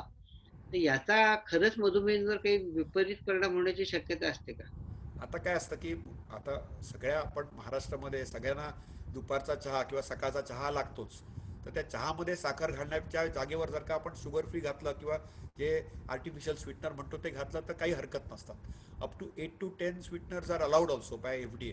पण आपण काय करतो की त्याच्यानी जर का तुम्ही जिलेबी केली किंवा त्यांनी तुम्ही जर का लाडू केले तर ते तसं काही करू नका. आपल्याकडे काय आहे की थोडं जर का आपण सूट दिली ना तर आपण त्याचा पूर्ण फायदा घेतो. तर ती गोष्ट अतिरेकीपणा करू नका. आता आपण लॉकडाऊन काय केलेलं आहे, लॉकडाऊनचं हेच कारण आहे की आपल्या पंतप्रधानांना आपल्यावरती विश्वास नाही. त्यांना वाटतं की आपण जर का घरी बसलो तरच आपला कोरोना बाहेर राहील. नाही तर आपण काय असतो की आपण अस्वस्थ आहोत. काय की भारतीय हे अतृप्त आत्मे आहेत. सगळ्यांना बाहेर जायची खूप घाई असते. त्यामुळे आपण सांगितलं की थोडं घ्या. अप टू 5, 8 किंवा 10 जे सॅशे असतात स्वीटनरचे, कुठलाही स्वीटनर घ्या. मी असं काही मी कुठल्याही स्वीटनरच्या बद्दल ते सगळे स्वीटनर. आणि त्याच्यात 2च कारण आहेत की लहान मुलांनी म्हणजे ज्यांची वय 12च्या खाली त्यांनी स्वीटनर जरा नाही केलं तरच आहे. आणि गर्भवती स्त्रियांनी हे जे स्वीटनर असतात ते अवॉइड करावे. त्याच्या व्यतिरिक्त स्वीटनर्स आर सेफ, ते तुम्ही घेऊ शकता. आणि up to 10 sachet are okay. पण त्याच्यावरती घेऊ नका. म्हणजे चहात किंवा कॉफीमध्ये तुम्ही जरा स्वीटनर घातला किंवा थोडं चव येण्यासाठी स्वीटनर घातला तर ॲब्सोल्युटली ओके. पण त्याच्यामुळे तुम्ही जर का पाक तयार केला स्वीटनरचा, आणि करतात लोक, काय बसतायत पण ऍक्च्युली करतात आणि मग ते मलाही पाठवतात की डॉक्टर साहेब बघा किती आम्ही टेस्टी स्टॉप केला, तुम्ही चाखा म्हणजे आम्हालाही चाखता येईल. ओके, असंही असतं. तर त्याच्यामुळे तेवढी गोष्ट करू नका. एक आहे सारखा प्रश्न अनेक जण विचारतात, मी वाचून दाखवतो. Give some rational advice regarding alcohol. Regarding alcohol. Alcohol का? हो हो अल्कोहोल ना? हो, अल्कोहोल. आता हा एक फार डिफिकल्ट प्रश्न आहे. Alcohol is empty calorie. Empty calorie म्हणजे शून्य कॅलरी, म्हणजे त्याच्यामध्ये काही कॅलरीचा फायदा होत नाही. अल्कोहोल आणि डायबिटीसमध्ये 2 प्रॉब्लेम आहेत. पहिला प्रॉब्लेम असा आहे की आपण जर का दारू प्यालो तर दारूनी ॲक्च्युली शुगर कमी होते. तर जे लोक खूप इन्सुलिन घेतात किंवा ज्यांच्या गोळ्या 4-5 असतात डायबिटीसच्या आणि त्यांनी जर का दारूचं सेवन केलं तर ते कधी कधी बेहोश किंवा अनकॉन्शियस होऊन जातात. त्याच्यामुळे अल्कोहोल मधुमेहामध्ये खूप केअरफुली घ्यावं लागतं. पहिली गोष्ट म्हणजे भारतीय डायबिटीस असोसिएशन, ज्या सगळ्या संघटनेचा मी अध्यक्ष होतो, तिथे आता आम्ही सांगतो की दारू पिऊ नये. आणि आंतरराष्ट्रीय अमेरिकन डायबिटिक असून सांगितलं की 2 pegs of alcohol of 60 ml, okay, no beer no wine is allowed once a week. 2 peg 60 ml चे once a week is allowed. Okay. आणि ते पण should not be mixed around insulin time. जर का लोक इन्सुलिन घेत असतील तर त्यांनी अवॉइड करावं. तर असं नाही की अगदीच सी ॲक्च्युली मधुमेहामध्ये प्रत्येक गोष्ट अलाउड आहे आणि त्याचं सगळ्यांचं एक लिमिट दिलेलं आहे. पण त्या लिमिटच्या बाहेर जाऊ नका. म्हणजे तुम्ही जर का 2 peg 60 ml once a week घेतल्या, प्रॉपर गुड क्वालिटी अल्कोहोल, पण त्याच्याबरोबर जे आपण चकणा वगैरे खातो ना ते खाऊ नका. ओके, कारण त्याच्यात दुसरा त्रास दुसरा चालू होतो. आणि बियर घेऊ नका, वाईन घेऊ नका. ओके, कारण ते wine is like a grape juice, तर त्याच्यामध्ये पण त्रास होतो कधी कधी आणि त्याच्यामुळे त्या गोष्टी करू नका तुम्ही. आणि 2 पेग वन्स अ वीक सांगितले. लोक काय करतात, रोज 2 पेग चालू करतात. मी असं एका लेक्चर दिलं होतं खूप वर्षापूर्वी मराठी आपल्या दूरदर्शनवर, आणि त्यांनी आणि नंतर मला फोन करून सांगितलं की डॉक्टर मी ते ऐकलंच नाही, तुम्ही सायलेंट झाला होता जेव्हा तुम्ही म्हणाल होता वन्स अ वीक म्हणून. म्हटलं ज्या अर्थी तुम्ही मला हे सांगितलं त्या अर्थी तुम्ही ऐकलं होतं, पण त्या मेंटल कम्फर्टसाठी तुम्ही सांगतो म्हणून मी आतून 3 वेळा रिपीट करू शकतो. आठवड्यातून एकदा 2 पेग 60 ml अलाउड आहेत अमेरिकन्सनी. भारतीय डायबेटिक असोसिएशन अलाउच करत नाही, कारण आपल्या इथे काय असतं की थोडंसं एक्स्ट्रीम जावं लागतं कधी कधी, कारण आपली जी मानसिक स्थिती आहे लोकांची ती थोडीशी रिबेलियस आहे, त्याच्यामुळे थोडंसं आपल्याला एक्स्ट्रीम स्टेप घ्यावे हो, लागतात. आणि शुगर लो होऊ शकते, हे मात्र फार महत्त्वाचं आहे. कारण काय होतं की कधी कधी लोकांना खरोखर एकदम 40 शुगर आणि एकदम अनकॉन्शियस होतात, मग त्यांना ग्लुकोजचं पाणी किंवा ग्लुकोजचं इंजेक्शन किंवा आय व्ही डेक्स्ट्रोज किंवा सलाईन चढावी लागते. बरोबर. एक विद्याधर बेलवलकर म्हणून आपले वाचक आहेत, ते विचारतात की आता कोरोनाच्या काळात लॉकडाऊन आहे आणि त्यामुळे लोकांना घराबाहेर पडायची पण परवानगी नाही. त्यामुळे सोसायटीमध्ये चालायला सुद्धा विरोध करतात. रस्त्यावर चालणं तर फारच लांब. मग तुम्ही जे म्हणताय तो व्यायाम कसा करायचा कसा आणि कुठं आणि किती प्रमाणात? करेक्ट. तर आता तुम्ही घरी, घरच्या घरी शतपावली करू शकता, तुम्ही घरी सूर्यनमस्कार करू शकता, उठा बशा काढू शकता, घरी कपालभाती करू शकता, योग करू शकता, घरच्या घरी ऑन द स्पॉट म्युझिक करू शकता. आणि तरी तसं नसेल तर तुम्ही मुकुंद सरांना किंवा इकडे लोकसत्तेला एक ईमेल पाठवा, मी तुम्हाला एक पूर्ण व्हिडिओ पाठवतो की होममध्ये कसे एक्सरसाइज करायचे. तुम्ही जर का यूट्यूबवर गेला तर तुम्हाला भरपूर असे मिळतील. तुम्हाला बाहेर सोसायटीत फिरायची अजिबात गरज नाही आहे. तुमच्या घरी अगदी 10 बाय 10 स्क्वेअर फीटच्या घरी पण तुम्ही आरामात ॲटलिस्ट सूर्यनमस्कार उठाबशा तर करू शकता तुम्ही, याच्याबद्दल काहीही दोमत नाही. आणि कपालभाती तर करू शकता तुम्ही, कारण पोटाचीच चरबी तुम्हाला कमी करायची की अशी अशी करून तुम्ही खरोखरी कमी करू शकता. त्याच्यामुळे मला असं वाटत नाही की तुम्हाला चाललंच पाहिजे असं आहे. आणि घरच्या घरी पण तुम्ही चालू शकता, छोट्याशा रूममध्ये पण चालू शकता. हं, तुम्ही जर का ठरवलं की फोनवर बोलताना तुम्ही थोडंसं फिरला तरी तुमचे दिवसाचे 10,000 स्टेप्स सहज होऊन येऊ शकतात. हं. हे मी तर सलग म्हणतो वॉक द टॉक. कारण काय आहे की बोलताना चालत राहिला तुम्ही तर तुमच्या ज्या स्टेप काउंट्स असतात ते ऑटोमॅटिकली संपून जातात. हं. पण ते सलग 40 मिनिटं चालणं, सलग 30 मिनिटं चालणं त्याच्यात किंवा काही फार तथ्य नाही. ऍक्च्युली एकूण मध्ये काय आहे की आपल्याला आपल्या बॉडीची मसल्स पण बिल्ड करणं तितकंच महत्वाचं आहे. मी सूर्यनमस्कार परत परत म्हणतोय किंवा उठ्याबशा परत परत म्हणतोय, त्याचं हेच कारण आहे की आपल्या शरीरामध्ये, भारतीयांमध्ये मसल कमी असतं. आपलं मसल कमी असल्यामुळे आपल्याला आपल्या म्हातारपणासाठी आपल्याला तयारी करायची असते. आणि आपल्या म्हातारपणासाठी स्ट्रॉंग मसल करण्यासाठी ॲक्च्युली आपले जे जुने व्यायाम आहेत, आपले जे प्राचीन कालचे जे व्यायाम आहेत ते सगळ्यात चांगले व्यायाम आहेत. एक मधुनाशिनी म्हणून काहीतरी आयुर्वेदिक औषध आहे का? ते इफेक्टिव्ह आहे की नाही असं सुभाष मांजरेकर म्हणून आपले वाचक आता आहेत. ह्याच्यातला काही मी तज्ज्ञ नाही आहे, पण आपल्या चरक आणि सुश्रुत संहितेत असं लिहिलेलं आहे की ज्यांनी आपल्या तोंडाची चव जाते त्यातला आपण कुठलाही पदार्थ घेतला तर त्यांनी आपला मधुमेह कमी होऊ शकतो. अगेन, जसं तुम्ही मगाशी आहाराबद्दल विचारलं तसं कित्येक ही औषधं आहेत ज्यांनी तोंडाची चव जाऊन मधुमेह कमी होऊ शकतो. जसं, आणि ह्याच्यात खूप रिसर्च झालेला आहे. फक्त दोनच प्रॉब्लेम आहेत आयुर्वेदिक औषधांमध्ये की त्यांच्यात स्टिरॉइड आणि मेटल्स नाही आहेत, एवढं चेक करणं महत्त्वाचं आहे. कारण ही फूड सप्लिमेंट्स आहेत आणि त्यांनी तोंडाची चव जाते कित्येक वेळा. त्याच्यापेक्षा मग हे डाएट चालू जर का केले तर त्यांनी जास्ती फायदा होऊ शकतो तुम्ही. हां, हां. आणि डॉक्टर कमी या खर्चात मुद्द्यावरती जास्ती फायदा होऊ थोडस शकतो. काय आणखी म्हणताय तुम्ही? हा या मुद्द्यावरती आणखी थोडं स्पष्टीकरण आपण सांगूया का? कारण एक सर्वसामान्य जनतेमध्ये असं मानलं जातं की आयुर्वेदिक औषध आहे म्हणजे त्याला काही साईड इफेक्टच नाही. ज्याला हे इफेक्ट हे आहे फार साईड इफेक्ट महत्वाचं आहे. कारण असायलाच काय आहे नाही का? की माझ्याकडे असे कित्येक रुग्ण येतात ज्यांची किडनी खराब होऊन जाते. आणि गैरसमज आहे लोकांना की ॲलोपॅथिक औषधाने किडनी खराब होते. ॲक्च्युली साखर वाढल्याने किडनी खराब होते. आणि आयुर्वेदिक औषधामध्ये कित्येक वेळा टॉक्सिक हेवी मेटल्स असतात आणि आम्ही हे रिसर्च करूनही दाखवलेलं आहे. आणि याच्यावरती शोधनिबंधही लिहिलेले आहेत की तुम्ही म्हणता ते बरोबर आहे की त्याला अल्टिमेटली डायलिसिस होऊन त्यांची मौती झालेली आहे. त्याच्यामुळे आपल्याला खूप काळजी घ्यावी लागते. आणि हा गैरसमज आहे की आयुर्वेदिक औषधं सेफ आहेत. ही ॲक्च्युली जास्ती एक्सपेन्सिव्ह असतात. आयुर्वेदिक औषधं असतात ही ॲलोपॅथिक औषधापेक्षा जास्त एक्सपेन्सिव्ह असतात. ह्याच्यात काही मॅजिक रेमेडी वगैरे नसते. इनफॅक्ट आता आपल्याकडे मॅजिक रेमेडीज ॲक्ट आहे, त्याच्या खाली त्यांची ह्याच्यावरती असे अनफाउंडेड क्लेम्स पण करता येत नाही. मग ह्याच्यापेक्षा तुम्ही दीक्षित डाएट करा. त्यांचा मी आता व्हॉट्सॲप ग्रुप म्हणून मी पण एक रिसर्च करतोय, त्यांच्या पूर्ण एका रिसर्च टीम म्हणजे माझ्या पेशंट्सवर बघतोय की किती हा डाएट योग्य आहे की नाही. तर काही ठिकाणी हा that is much better than using any of this Ayurvedic किंवा ते त्रिपाठी आहेत त्यांचे. ह्यांच्यात काय थोडं तथ्य तरी आहे, थोडं सायंटिफिकली ते स्टडी करून त्याच्यामध्ये काहीतरी करतात. आयुर्वेदिक ह्या ज्या मधुमेशी सारख्या ज्या, आता मला काय मधुमेशी कोणाची मेथी आहे, मेथी साधी मेथी किंवा बिटर गौड किंवा गौर, ह्याच्यामध्ये खूप तथ्य होतं. पण तेव्हा काही गोळ्या नव्हत्या त्या. ह्या गोळ्या जेव्हा त्या अक्युमुलेट करतात, तुम्ही गिरीश साहेब म्हणाल ते अगदी बरोबर आहे, त्यांनी साईड इफेक्ट होऊ शकतात. आणि हा एक भ्रम आहे की आयुर्वेदिक गोळ्या म्हणजे सेफ. हो. इनफॅक्ट आयुर्वेदिक आणि होमिओपॅथिक गोळ्यांनी पण साईड इफेक्ट होतात. आणि ह्याचे आम्ही केसेस आम्ही अगदी रेग्युलरली पाहतो. फक्त काय की आम्ही त्याचा टावटाव करत नाही.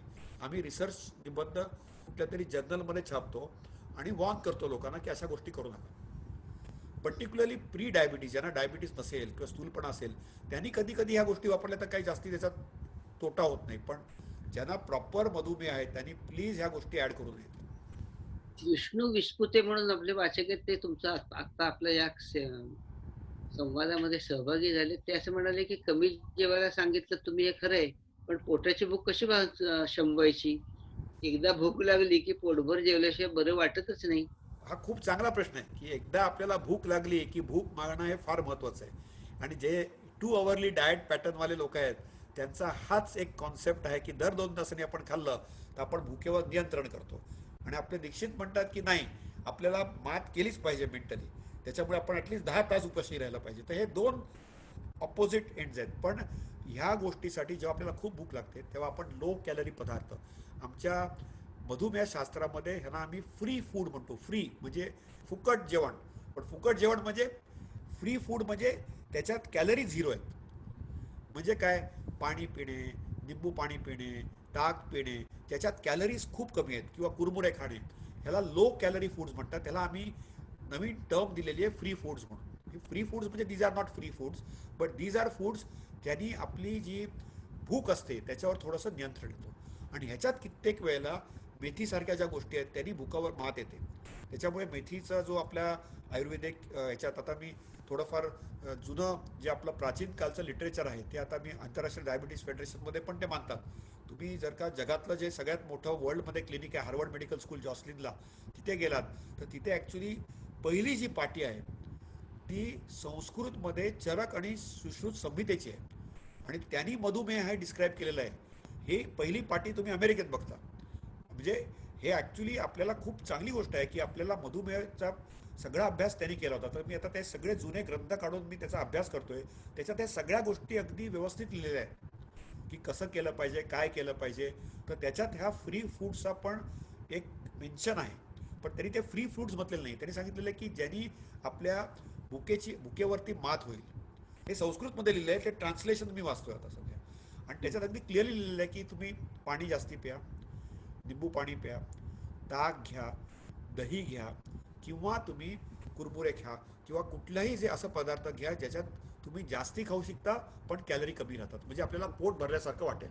पण त्याचबरोबर सगळ्यांना एक कायम तो ग्लायसेमिक इंडेक्स नावाचा एक सध्या सगळ्यांच्या तोंडात असलेला शब्द आहे. त्यामुळे मैदा खाऊ की नको, बिस्किटं खायची की नाही, गव्हाच्या पोळ्या खायच्या की नाही, ज्वारीमध्ये जास्त ग्लायसेमिक इंडेक्स असतो.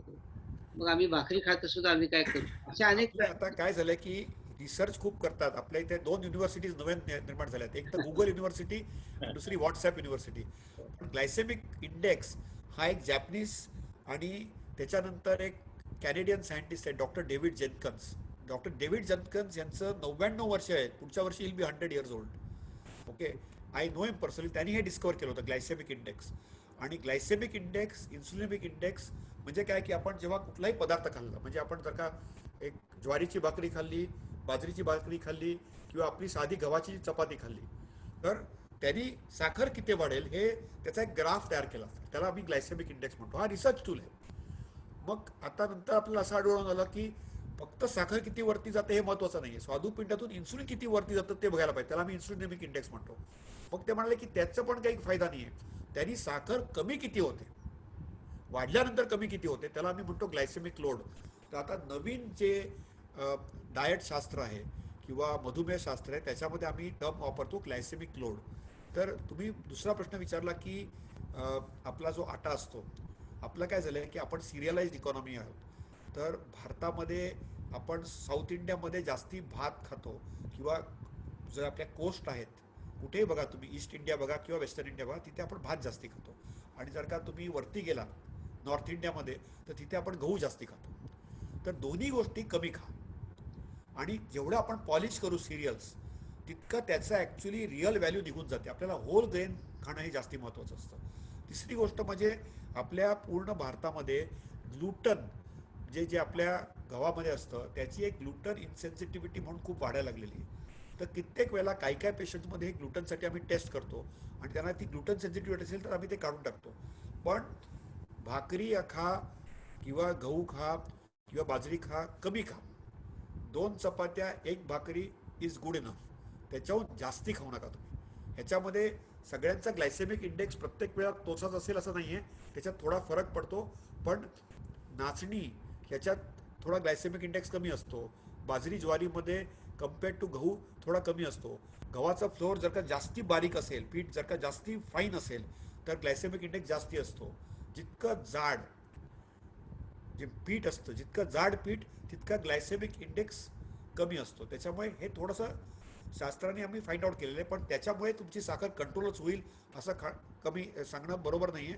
आता फक्त एक सिम्पल यार्डस्टिक आहे की तुम्ही कमी चपात्या खा. जर का तुम्ही 3 खात असाल तर 2 खा. तुम्ही जर का 2 भाकऱ्या खात असाल तर 1.5 खा. एवढंच आम्ही सांगतो. कारण काय असतं की प्रत्येक वेळेला घरच्या फूड हॅबिट्स कंट्रोल करणं कठीण जातं. आणि काय असतं की आपल्यामध्ये सिरियल्स बरोबर पल्सेस खाणं तितकंच महत्त्वाचं. आपल्याकडे प्रोटीन्स कमी आहेत. त्याच्यामुळे 1 वाटी डाळ घ्या आणि 1.5 भाकरी घ्या किंवा 2 चपात्या घ्या असं आम्ही सांगतो.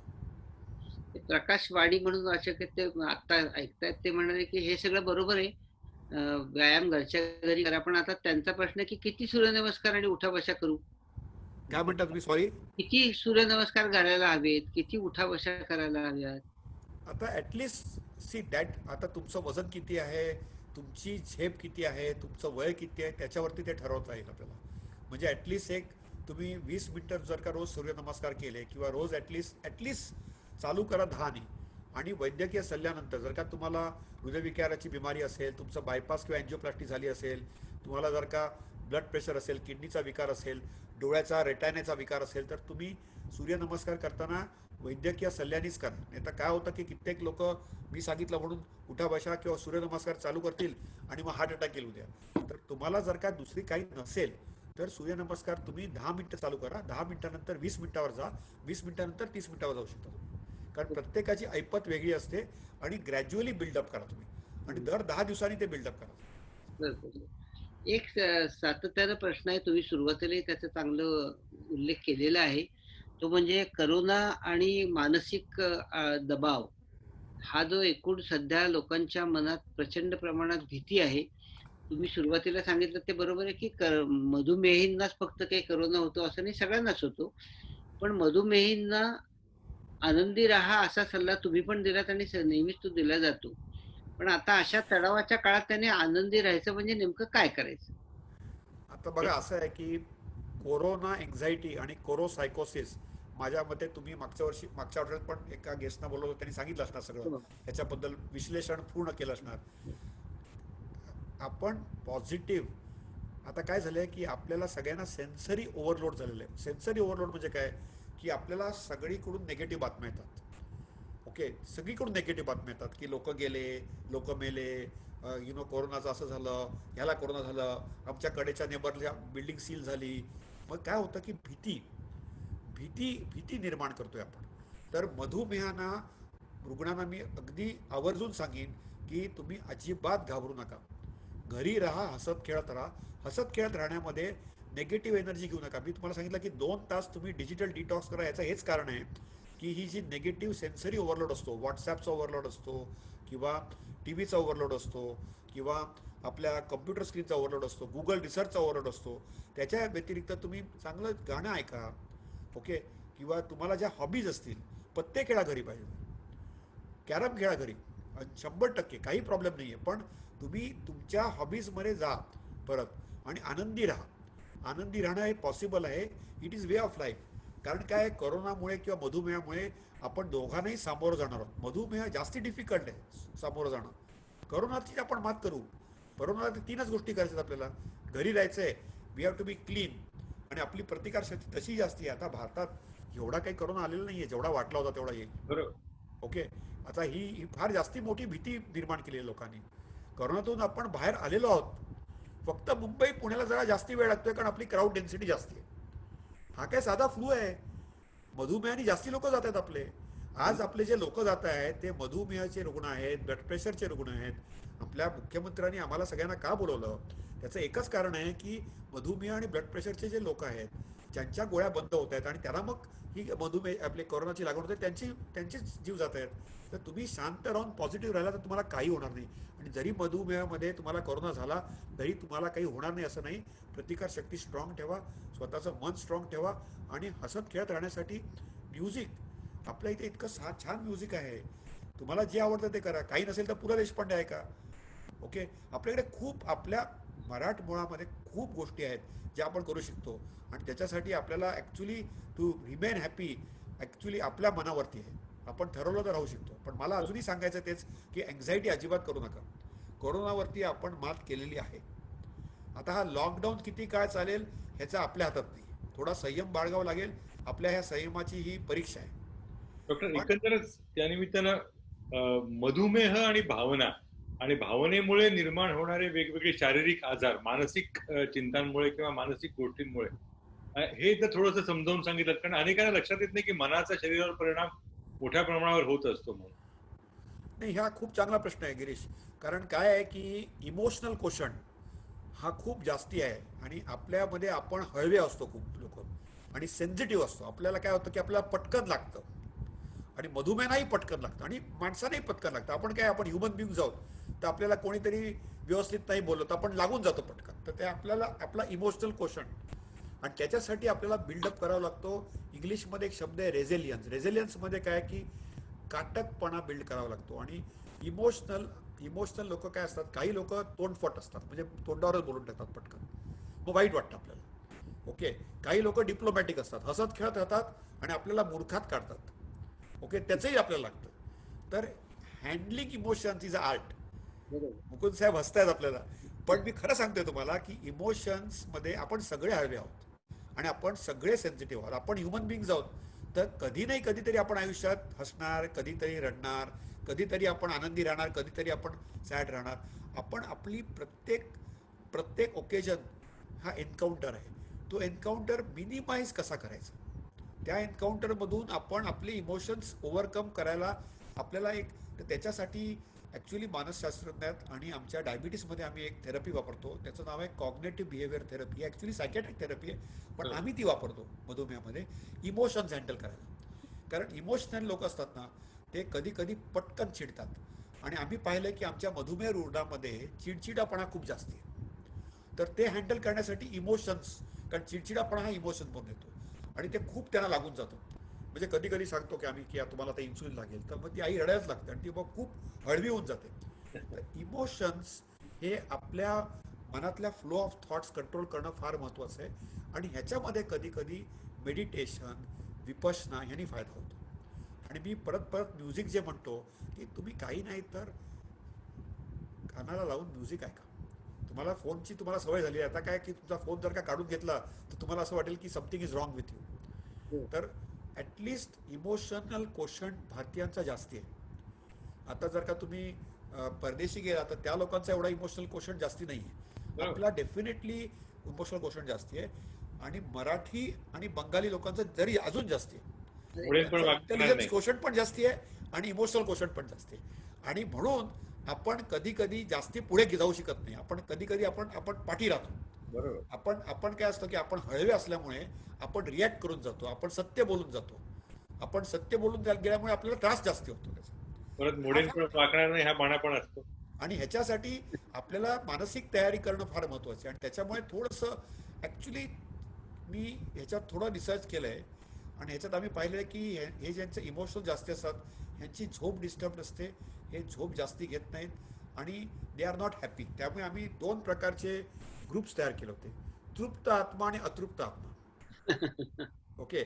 आणि आपल्या इथे कसं असतं की 2 टोकं असतात. काही लोक असं असतात की काही नाही, मी सिगरेट पडणार, मी तर बरणारच आहे तसाही करून. तर त्याला म्हणतो आम्ही दे आर रेकलेस, म्हणजे they are not responsible and reckless. Others आहेत की इतके घाबरून जातात की मला काही होऊ नये, काही होऊ नये. पण मधल्यामध्ये जे लोक हॅपी राहतात, तृप्त असतात, ते ते तृप्त आत्मा आपल्याकडे कमी आहे.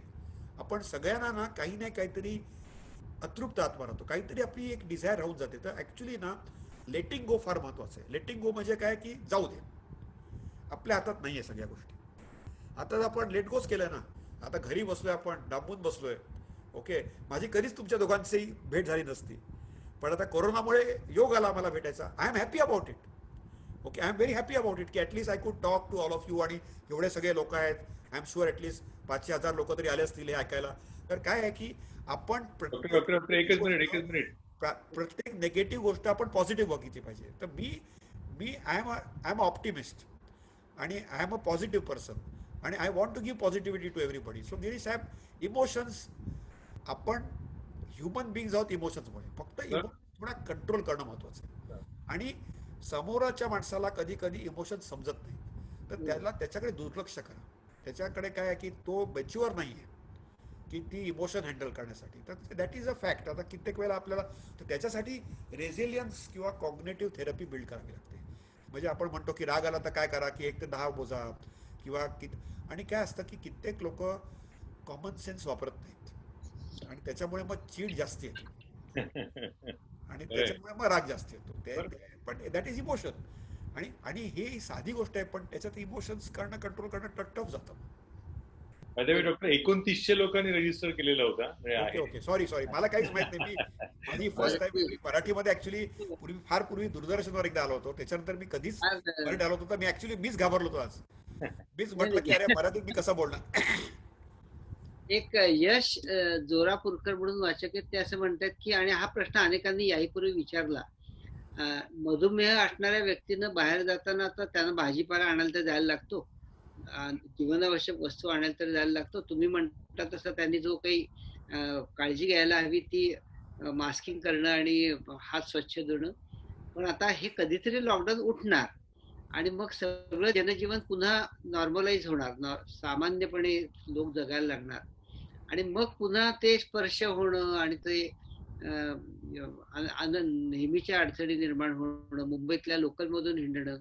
मग अशा काळात लोकांनी काय करायचं? म्हणजे 6 महिने, वर्षभर प्रवास तर होणार आणि तो नाही नाही, अगदी. टाळता येणार नाही. मग त्यांनी काय काळजी घ्यायला पाहिजे? हे हा खूप विशेषतः छान प्रश्न मधुमेह. आहे की मला हा प्रश्न सगळ्यात मोस्ट फ्रिक्वेंटली आज क्वेश्चन आहे मला. हो. म्हणजे माझे जे पेशंट आहेत ना, ते म्हणतात साहेब आता तर आम्ही मास्क घालतो, आम्ही बाहेर जातो तेव्हा आम्ही घाबरत घाबरत जातो आणि आता कोणी बाहेर जास्त नसतात. पण जेव्हा नॉर्मल होऊन जाईल सगळ्या गोष्टी, तेव्हा आपण कसं जाणार? तर 2 गोष्टी लक्षात ठेवा की आपला हा लॉकडाऊन हळूहळू जाणार आहे. आपल्याला मास्क हे गेले नेक्स्ट 3 ते 6 महिने घालावे लागणार आहे. आपल्याला आपले हातपाय स्वच्छच ठेवायला लागणार आहेत. आणि आपण आपल्या मधुमेहाचे व्हॅल्यूज जर का नॉर्मल केल्या तर तुमची रिस्क लाईक नॉर्मल पीपल राहणार आहे. तर तुम्हाला आता ऑपॉर्च्युनिटी आहे की तुमचा मधुमेह तुम्ही कंट्रोलमध्ये ठेवा. मधुमेह तुम्ही कंट्रोलमध्ये ठेवला तर तुम्ही जर का बाहेर गेला, तुम्हाला एक्सपोजर असेल, तर एक्सपोजर म्हणजे काय, हा छोटासा किटाणू आहे. तुम्ही मास्क घातला आणि हातपाय स्वच्छ ठेवले, सॅनिटायझर कॅरी केला आणि घरी आल्यानंतर एक आंघोळ केली, तर that's all you need to do. तर हे तुमच्या दिनचर्येत थोडं येऊन जाणार आहे. जसे आपण आता काय करतो बघा, पूर्वी लोक अनवाणी जायचे, पूर्वी लोक थोडी चप्पल घालायचे, पूर्वी लोक इवन शौचाला बाहेर जायचे. आता आपण सगळे घरी असतो, आपल्या फ्लॅट्समध्ये असतो, छोट्या घरांमध्ये असतो. तशीच आपल्याला एक एक शिस्त पाळावी लागते. तशी एक एक्स्ट्रा शिस्त म्हणजे एक मास्क आणि हातपाय धुणे आणि हात धुणे, ही एक्स्ट्रा गोष्ट येणार आहे. आणि साखर कंट्रोल करा. साखर कंट्रोल केली तर तुमची रिस्क लाईक नॉर्मल पीपल होऊन जाईल. पण घाबरू नका. असं जे सातत्यानं म्हणजे तुम्ही पण हे सुरुवातीलाही सांगितलं आणि सध्या सगळीकडे ती चर्चा आहे की मधुमेहींना करोना होण्याची शक्यता जास्त. बरोबर. आणि त्यामुळे मधुमेही असणारे कर्मचारी, पोलीस किंवा अन्य कुठलेही यांना अ, ह्या करोनाशी संबंधित असलेल्या कामांमध्ये भाग घेणं जास्त धोक्याचं नाही का मग? आहे ना. आता बघा, मुंबई पोलिसनी किंवा महाराष्ट्र पोलिसनी वयवर्ष 55 किंवा ज्यांना हाय रिस्क किंवा वल्नरेबल ग्रुप्स आहेत त्यांना सांगितलं की तुम्ही घरी राहा किंवा रिमोट कंट्रोलनी ऑपरेशन्स करा. हम्म. आमच्या इव्हन डॉक्टर्स जे लोक आहेत त्यांना सांगितलेलं की आम्ही सिनियर सिटीजन्स आहेत त्यांनी डायरेक्ट फ्रंटलाईनवर जाऊ नका म्हणून सांगितलं आम्ही त्यांना. तर मधुमेहानी कंट्रोल ठेवला तर तो हाय रिस्क आणि वल्नरेबल ग्रुप आहे. त्यामुळे थोडा आता आपला व्हायरल लोड पीकवर आहे. आता आपली जी आपली कोरोनाची जी साथ आहे ती थोडी पीकवर आहे. ती थोडीशी प्लॅटो होऊन जाईल थोड्या दिवसानंतर, मग त्याची गरज नाही पडणार. पण आता ॲटलिस्ट एक 2-4 आठवडे थोडीशी ह्या वल्नरेबल ग्रुपनी घरी राहणं फार महत्त्वाचं आहे. सिनियर अजून सिटीजन्सनी घरी राहणं, ब्लड प्रेशर आणि डायबिटीसच्या लोकांनी घरी राहणं, आणि त्याचं कंट्रोलमध्ये नसेल त्यांनी पक्क घरी राहावं. बरोबर. ओके. आणि हे जे कंट्रोलमध्ये नसलेले लोक आहेत ना, हे न ऐकणारे लोक आहेत, ते बाहेर जातात आणि मग त्यांना त्याची लागण होते. बरोबर. तर हे डॉक्टर हा गमतीचा विरोधाभास नाही का की कंट्रोलमध्ये नाहीये म्हणूनच बाहेर जातात आणि कंट्रोलमध्ये नाही म्हणूनच आजार होतो. पण आता अच्छा, थोडंफार तरी आपल्याला प्रत्येक गोष्ट आपल्या हातात नसते. बरोबर. प्रत्येकाला एक सेल्फ रिअलायझेशन झालं पाहिजे आणि आपलं फक्त एवढंच काम आहे की थोडी जागरूकता आणणं. आता तुम्ही हे जे करताय हे काय आहे, तुमचं ऍक्च्युली ही सामाजिक बांधिलकी आहे तुमची, की लोकसत्तेची सामाजिक बांधिलकी आहे. तुम्ही असे प्रोग्राम चालू केलेत, त्या अनुषंगाने तुम्ही वेगवेगळे एक्सपर्ट्स आणताय.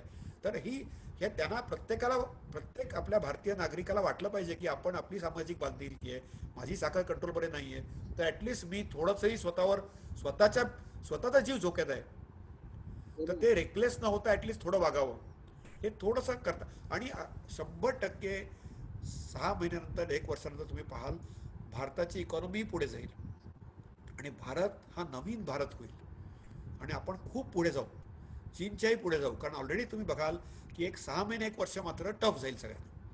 माझ्या मते 1 वर्ष सगळ्यांना टफ जाणार आहे, कारण हे हळूहळू जे अनलॉकिंग होईल त्याच्यातून नवीन थोडंसं सामोरं जावं लागणार आहे आपल्याला. पण एक अशी काही तुम्हाला आकडेवारी मिळू शकली आहे का? कारण तुम्ही आता जगातल्या आणि भारतातल्या अनेक संस्थांवर काम करता. करोना आल्यानंतर किती प्रमाणात मधुमेहींचा मृत्यू झाला? म्हणजे करोना हो, आणि आहे ना, आकडेवारी आहे आपल्याकडे. हा. अगदी मुंबईची आकडेवारी आहे, महाराष्ट्राची आकडेवारी आहे, जगाची आकडेवारी आहे. आता काय झालंय, एक वर्ल्ड मीटर आहे आणि डॅशबोर्ड आहे, तर आपल्याला अगदी ॲक्युरेट आकडेवारी आहे. जगात नॉर्मल करोनानी 6% लोकांचा मृत्यू होतो, भारतात 4% लोकांचा मृत्यू होतो, महाराष्ट्रातही ॲज ऑफ टुडे अराउंड 4-4.5% लोकांचा मृत्यू होतो. मुंबईमध्ये पण तो 4.5% आहे. ॲक्च्युली 2 आठवड्यापूर्वी किंवा 3 आठवड्यापूर्वी हाच आपला मुंबईतला नंबर 6-7%वर होता. तो आता हळूहळू कमी व्हायला लागला. त्या मुंबई किंवा महाराष्ट्रातले जे रुग्ण ज्यांचा जीव गेला त्यातले ॲटलिस्ट एक 10 ते 15% मधुमेही होते. चीनमध्ये जे रुग्ण गेले त्याच्यात जवळजवळ 20 ते 25% मधुमेह होते. इटलीमध्ये जे रुग्ण गेले त्यातले ॲटलिस्ट 30% लोक मधुमेही होते. आणि अमेरिकेत खूप वाईट परिस्थिती आहे, नंबर 1वर आहे आता America, which is very sad. आणि तिथे जवळजवळ 12% ते 18% मधुमेह लोकांचा जीव गेलेला आहे. त्याच्यामुळे आपल्याकडे अगदी क्लिअर कट आकडेवारी, म्हणजे आता we are living in a digital world, हो, त्याच्यामुळे ॲक्च्युली केस आणि कॉन्टॅक्ट ट्रेस होत आहे. बरोबर. नाही, पण त्यात आपल्याकडे आरोग्य सेव या ॲप पण आहे, तर आपल्याला ॲक्च्युली ते मार्क करता येतं की मधुमेह लोकांची किती लोकांना त्रास झाला, काय झालं आणि कसं त्यांची जीव गेला. पण करोना झालेल्या मधुमेही रुग्णांपैकी बरे होणाऱ्याचं प्रमाण किती आहे? बरे होण्याच्या रुग्णाचं प्रमाण करोना रुग्णांना ज्यांना डायबिटीस आहे त्यांना करोना रुग्ण झाला, 90% लोक बरे होऊन जाणार आहेत घरी. हा, ती जास्त इवन मधुमेह. ती जास्त तर पॉझिटिव्ह. मधुमेहनी घाबरू नये की मला मधुमेह आहे म्हणून मी मेलो. बरोबर. ओके, असंही मला प्रश्न लोक विचारतात की मला ब्लड प्रेशर आहे डॉक्टर, मला डायबिटीस आहे, मला अस्थमा पण आहे, म्हणजे आणि आता माझं वय वर्ष 60 आहे, म्हणजे आता मी तर खपलो. अजिबात नाही. ओके, असे आहेत, गिरीश हसतायत, पण असे विचारणारे लोक आहेत. तर मी म्हटलं अजिबात तुम्ही खपणार नाही, काही होणार नाही तुम्हाला, फक्त तुम्ही नियंत्रणात ठेवा आणि तुम्ही मात्र घरी बसा, तुम्ही तुमच्या बिळात बसा. एक ओके, गिरीश बाहेर पडू नका. आणि नंतर तुम्हालाही बाहेर पडता येईल, पण थोडा आता सध्या व्हायरस जास्ती आहे, पूर्ण देश आत बसलेला आहे, तर तुम्ही जरा दीडशणातपणे करू नका. That is all I am requesting. कारण काय, ह्या लोकांना डेफिनेटली हाय रिस्क आहे, म्हणजे मी काय असं म्हणू शकत नाही की तुम्हाला रिस्क नाही आहे, पण त्यांना जरी मधुमेह ह्या अशा रुग्णाला पण जर का झाला कोरोना, तर नॉर्मल लोकांना त्यांची रिकव्हरी असते, 80% बरे होतात, 90% बरे होतात, इथे 60% बरे होतील, म्हणजे ह्याची रिस्क जास्ती आहे, किंवा याला कॉम्प्लिकेशन व्हायची रिस्क जास्ती आहे, याला आयसीयू जायची रिस्क जास्ती आहे, एवढंच फक्त. एक सातत्यानं हे व्हॉट्सअप विद्यापीठातलं ज्ञान आहे का खरं आहे माहित नाही, परंतु शुगर लेवलचं जे प्रमाण आहे ते बदललं, म्हणजे आता 120 ते 160 असं चालू शकतं. तर हे खरं आहे का? गिरीश दळवी यांचा प्रश्न आहे आणि हे मीही अनेक वेळा वाचलेलं आहे, की आता काळजी करू नका, पूर्वी 120 पर्यंत होतं पण आता 160 पर्यंत चालते बुवा. नाही अशी नाही, हे अतिशय चुकीचं व्हॉट्सॲप, युनिव्हर्सिटीचा व्हॉट्सॲप आहे तो, एका ब्रिटिश जर्नलनी लिहिलेला व्हॉट्सॲप आहे, त्या बाईचा फोटो येतो आणि हे मी पाहिलंय, तुम्ही काय म्हणता ते मला कळलं. तर हे चुकीचं आहे. साखर, तुम्हाला जर का मधुमेह असेल तर फास्टिंग साखर 100 किंवा 110च्या खाली असली पाहिजे. दुपारी जेवल्यानंतर शुगर 160च्या खाली असली पाहिजे. आणि 3 महिन्याची ॲव्हरेज शुगर जी सगळ्यात महत्त्वाची असते, ती 3 महिन्याची ॲव्हरेज शुगर, त्याचं प्रमाण 7%च्या खाली असलं पाहिजे. 6.5%च्या खाली असेल तर जास्ती चांगलं. पण अनफॉर्च्युनेटली काय होतं की असे व्हॉट्सॲप मेसेजेसनी जी चांगली कार्य करतात ती उलट होतात. उलट होतात. अगदी आणि खरं. दुसरी गोष्ट म्हणजे काय की खूप लो शुगर असली तर त्यांनी पण त्रास होतो, हायपोग्लायसेमियानी पण त्रास होतो. हो. तर आता आपल्याकडे नवीन नवीन औषधं आली आहेत जेणेकरून काय होतं की शुगर फार लो राहत नाही. तर शुगर मधली बॅलन्स म्हणजे जो एक अ, मधला बिंदू गाठणं महत्वाचं आहे. पण 160 ही खूप जास्ती आहे. हो. आणि हा जो व्हॉट्सॲप फिरतोय हा गेली 1.5 वर्ष पूर्ण जुना पण व्हॉट्सॲप आहे आता. नाही, पण आणि याच्यावर आता लोक या विश्वास व्हॉट्सॲपवर आम्ही जेव्हा तज्ज्ञांना शिकवतो त्याच्यावर पण आम्ही स्लाइड्स केलेल्या आहेत की ह्या व्हॉट्सॲपचं उत्तर कसं द्यायचं पेशंटला. तर अशा स्लाइड्स आहेत पण ह्याच्यात काही तथ्य नाही. त्याला सांगा की ह्याच्यात कुठेतरी काही एक तथ्य अशी नाही, ह्याच्यात काही रिसर्च नसतं. आणि हे फेक न्यूज सारखं असतं. म्हणजे आता तुम्हाला माहिती आहे की कित्येक वेळा फेक न्यूज येते आणि आणि त्याच्यामध्ये त्रास होतो. आणि I am sure Girish will know it आणि मुकुंद तुम्हालाही माहिती आहे की हे फेक न्यूज सारखं आहे. तर दिस इज त्याच्यात काही फार तथ्य नाही. ते लोकांचा खूप विश्वास पडतो. आणि आणखी एक दोन प्रकार बघायला मिळतात हल्ली. लोक सकाळी चालायला वगैरे जातात आणि येता येता कडुलिंबाचा एक ग्लास भर रस पी, कारल्याचा रस पी, ते दुधी भोपळ्याचा रस काढून हे असले आचरट प्रकार पण हल्ली खूप वाढलेत, असं नाही का वाटत? हो, त्याच्या धोका पण तुम्ही वाढलेत, 100% वाढलेत. आणि त्यांनी बाकीचे रोग पण खूप होतात त्यांना. म्हणजे माझ्याकडे असा एक पेशंट होता की जो काढा प्यायचा आणि त्याला शेवटी त्या पाण्यामधून कावीळ झाली आणि त्या कावळीमुळे तो मेला मागच्या ह्याच्यात, मागच्या वर्षी. मला वाईट वाटलं. हं. कारण काय होतं की कित्येक वेळा ते पाणीच क्लीन नसतं आणि त्याच्यामध्ये हे वेगवेगळे काढे घालतात. आपण तुमच्या घरी तुम्हाला काही काढे घ्यायचे असेल तर घ्या, पण ते बाहेरून घेऊ नका. आणि त्याच्यात काही मॅजिक रेमेडी नाही आहे. ओके, काही गोष्टी हिरवी दिसली आणि त्याच्यात थोडा पाला घातला आणि पाणी घातलं की त्यांनी बरं होणार, हा एक गैरसमज आहे. बरं. हे मार्केटिंग टूल आहे. हा एक इट अतिशय कॅन बी फोफावलेला डेंजरस. उद्योग आहे. माझा एक पेशंट मेला आणि त्याच्यामुळे मला खूप वाईट वाटलं की तो काविळीने गेला. कारण त्याच्यात ते काय प्युअर नसतं प्रत्येक वेळेला. आणि ह्यानी काय मधुमेह कमी होणार असंही नसतं. फक्त तोंडाची कडवी होते, त्यांना वाटतं की काहीतरी आपण असं अमृत पिऊन आलोय असं वाटतं. औषधासारखं काहीतरी घेतलंय. हो. पण हल्ली हे खूप वाढलं. म्हणजे आता हा त्यातला अशुद्धतेचा मुद्दा सोडून देऊया. आपण समजा चांगल्या पाण्यामध्ये कारल्याचा रस घेतला किंवा काय कडुलिंब, यांनी काही खूप मोठा फरक पडतो बरोबर का? आहे, ठीक आहे. आता आपल्या घरी खूप अशा पद्धती आहेत आणि आपल्या आयुष डिपार्टमेंटनी पण खूप चांगल्या गाईडलाईन्स दिलेल्या आहेत की थोडी हळद घेतली किंवा थोडा कारल्याचा रस घेतला किंवा त्याच्यात थोडा कडुलिंब घातलं, थोडंसं मध घातलं. आता मध हे मला खूप लोक विचारतात की साखर म्हणजे मध नाही, तर 2 चमचे मध चालते. तर ह्या काय आहेत, ह्या आपल्या प्राचीन काळी ह्या खूप गोष्टी आपण पूर्वी करायचो, पण त्याच्यावर आपण व्यायाम करायचो. त्यामुळे आपण काय होतं की आपण शेतकरी होतो. त्याच्यामुळे जेव्हा फिजिकल ॲक्टिव्हिटी आपण करायचो तेव्हा ह्या गोष्टी घेतल्यानंतर खूप फायदा व्हायचा. जर का तुम्ही शेतकरी असाल, मी अजूनही सांगतो, माझ्या खूप लोक घेतात हे. आणि तुम्ही कितीही सांगितलं गिरीश साहेब तरी डॉक्टरपेक्षा नॉन डॉक्टर लोकांनी असं काही सांगितलं की त्यांना ताबडतोब विश्वास बसतो. बरं. ओके. पण कारल्यामध्ये किंवा ह्याच्या आयुर्वेदिक किंवा आपल्या सुश्रुत संवेदनेत असं लिहिलेलं आहे की हे सगळे बिटर्स आहेत आणि या सगळ्या बिटर्समध्ये तोंडाच्या टेस्ट रिसेप्टर्सवरती थोडा इफेक्ट होतो. हं. म्हणजे कारल्याचा इफेक्ट होतो, मेथीचा इफेक्ट होतो, सगळ्याचा इफेक्ट होतो. ह्याच्यात दोमत नाही आहे. प्रिव्हेन्शनमध्ये ह्याचा थोडा रोल आहे, हेही सांगतो तुम्हाला मी.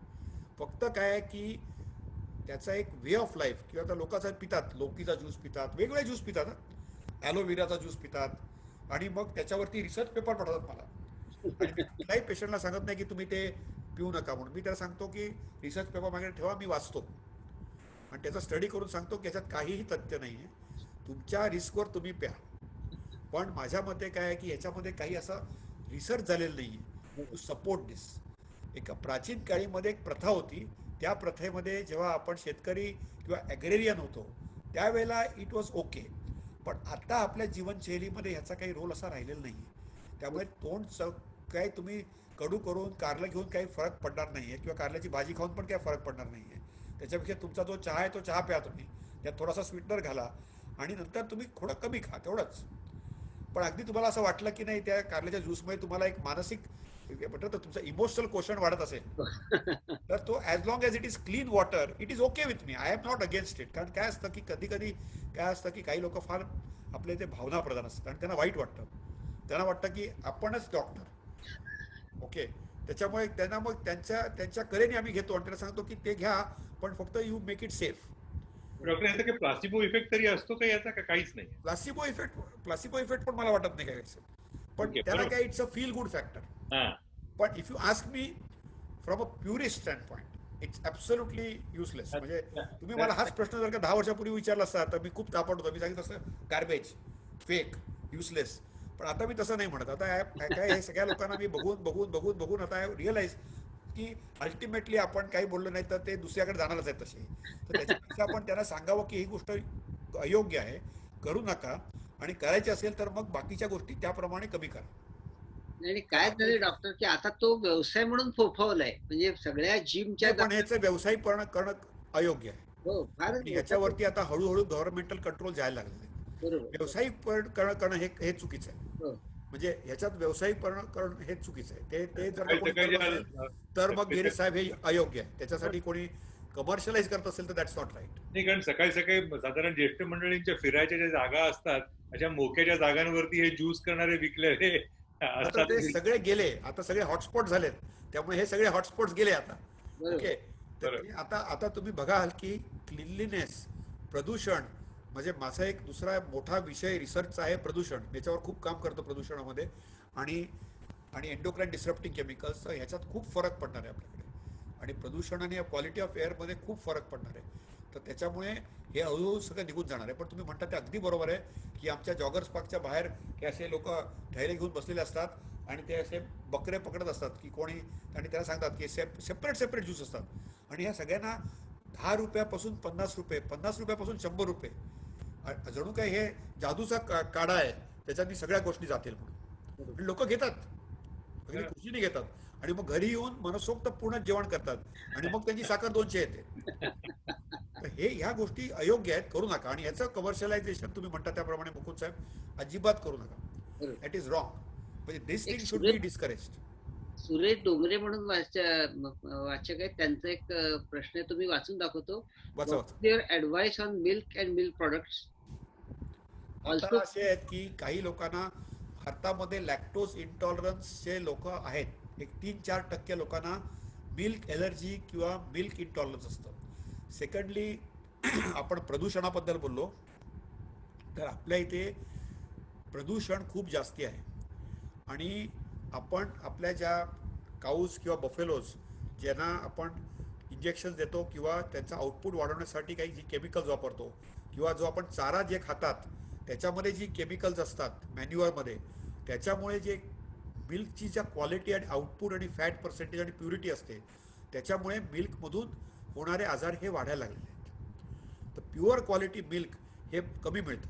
मग ह्याच्यात थोडं व्यावसायिकरण झालेलं आहे. आता काय करतात लोक, पॅकेज मिल्क करतात, आणि अमेरिकेत पाहिलं तर सगळं पॅकेज देतात, कारण त्यांना they are very conscious about environment. तिकडे काय आहे, एक एन्व्हायरमेंटल प्रोटेक्शन एजन्सी म्हणून आहे. तर पटकन तुम्हाला प्रश्न उत्तर येतो की मिल्क आणि मिल्क प्रोडक्ट्समधून मिल्क अलर्जी आणि milk products related lactose intolerance हे 3 ते 4% लोकांमध्ये आहे.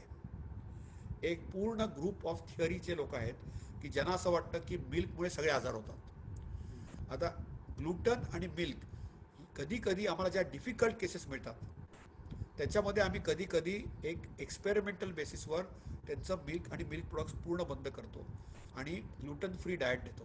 आणि त्याच्यानंतर आम्ही असं पाहून केलेलं आहे की त्यांच्या पूर्ण गोष्टी नॉर्मल होऊन जातात. मग आम्ही लॅक्टोज इंटॉलरन्सची टेस्ट करतो आणि कित्येक वेळा ती पॉझिटिव्ह येते. पण ह्याचं जे पर्सेंटेज आहे हे खूप कमी आहे. ते 3 to 4% US मध्ये आहे. भारतामध्ये आपण असं प्रॉपर पर्सेंटेज केलेलं नाही आहे. आणि सध्या आपल्या मिल्कमध्ये जो प्रॉब्लेम आहे तो प्रदूषित आहे, म्हणजे त्याच्यात ॲडल्ट्रेशन खूप आहे, आणि त्याच्यात ती एन्व्हायरमेंटली डिसरप्टिंग केमिकल्स आहेत ही वाढलेली आहे. त्याच्यामुळे आपल्याला गुड क्वालिटी प्युअर मिल्क मिळणं खूप कठीण आहे. एक राजेश मनगोळीकर आणि रविकांत जोशी अशा दोघांचे प्रश्न आहेत, ते वेगळे आहेत. साखरेला गुळ हा पर्याय असू शकतो का, आणि डायबेटिक पेशंट्स मध्ये प्रोटीन पावडर्स उपयुक्त ठरतात का? दुसरा प्रश्न पहिला घेईन. प्रोटीन पावडर्स, स्पेशलाइज पावडर्स ज्याला मी ग्लायसेमिक स्पेसिफिक न्यूट्रिशन म्हणतो, त्या योग्य पडतात. पण आपल्या जिम्नॅशियममध्ये दिलेले प्रोटीन्स नाही, वैद्यकीय सल्ल्याने दिलेले प्रोटीन्स त्यांनी खरोखरी फायदा होऊ शकतो, पण त्याला एक स्पेशलाइज नीड असेल तर. आणि पहिला प्रश्न काय होता की साखर आणि गोड. नाही, साखरेला गुळ हा साखरेला पर्याय असू शकतो का? नाही, गुळ हा साखरेला पर्याय असू शकत नाही. पण साखरेचा ग्लायसेमिक इंडेक्स 100% आहे, तर गुळ थोडा स्लो आहे. ओके.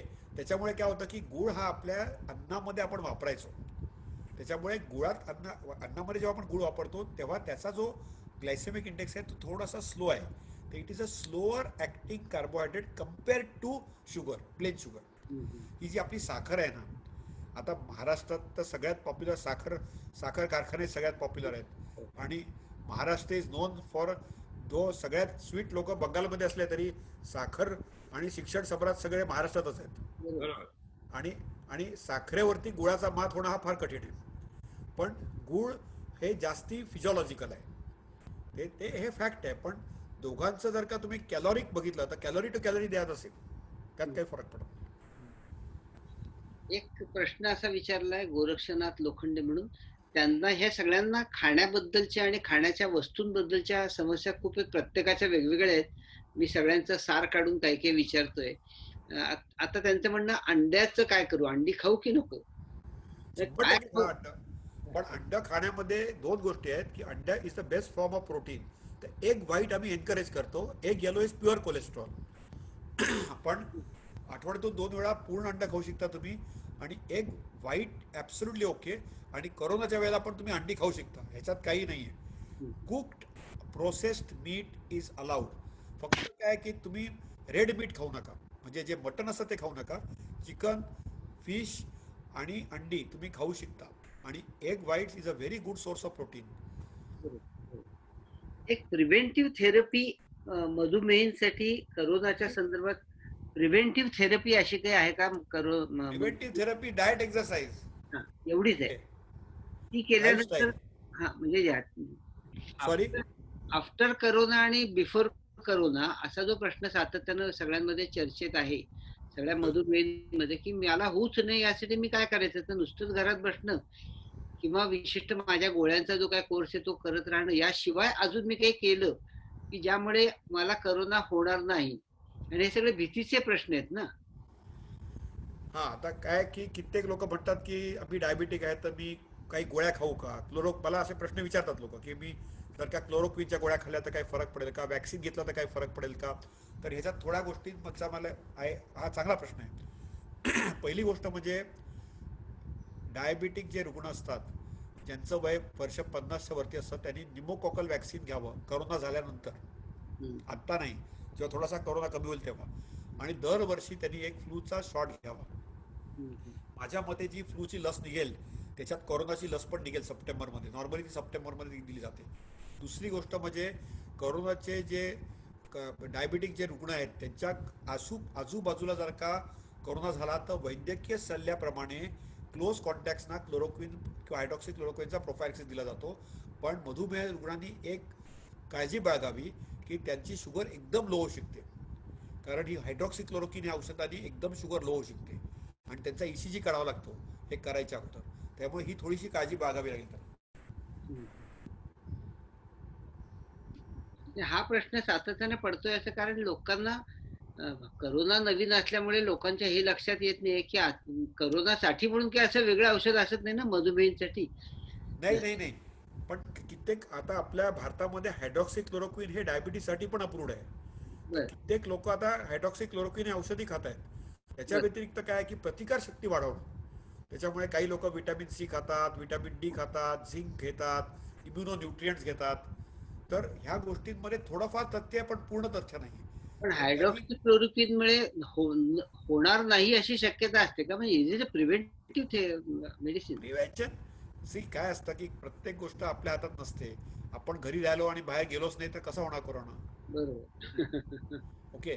आता जर का तुम्हाला जर का जाऊन बाजारात जायचं असेल आठवड्यातून एकदा तर थोडीशी तुमची रिस्क वाढते. आणि 15 दिवसांनी आणि 1 महिन्यानंतर साखर जर का तुमची कंट्रोलमध्ये. माझं असं एवढंच एक म्हणणं आहे सगळ्यांना की तुम्ही आता ह्या 1 महिना 1.5 महिन्यामध्ये ऑलरेडी जरी गडबड केली असेल तरी अजून एक 15 दिवस 1 महिना आहे. हळूहळूच तुम्ही बाहेर पडणार आहात.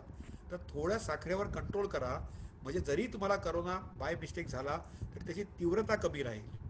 आणि त्याची तीव्रता कमी राहिली तर तुम्हाला मग ती कॉम्प्लिकेशन होणार नाही. हे वाचकांमध्ये हे सगळ्याच म्हणजे मधुमेहींमध्ये हे प्रश्न सातत्याने येतात याचं कारण त्यांना वेगवेगळ्या प्रकारचे सल्ले वेगळ्या पातळ्यांवर मिळत असतात. म्हणजे त्यांचे हो, जे पण कोण असं डॉक्टर. काही अशी काही मॅजिक बुलेट नाही आहे की हा. जेणेकरून डायबिटिक लोकांना किंवा ब्लड प्रेशरच्या लोकांना कोरोना होणार नाही, किंवा असं काही वॅक्सिन निघालेलं नाही अजून.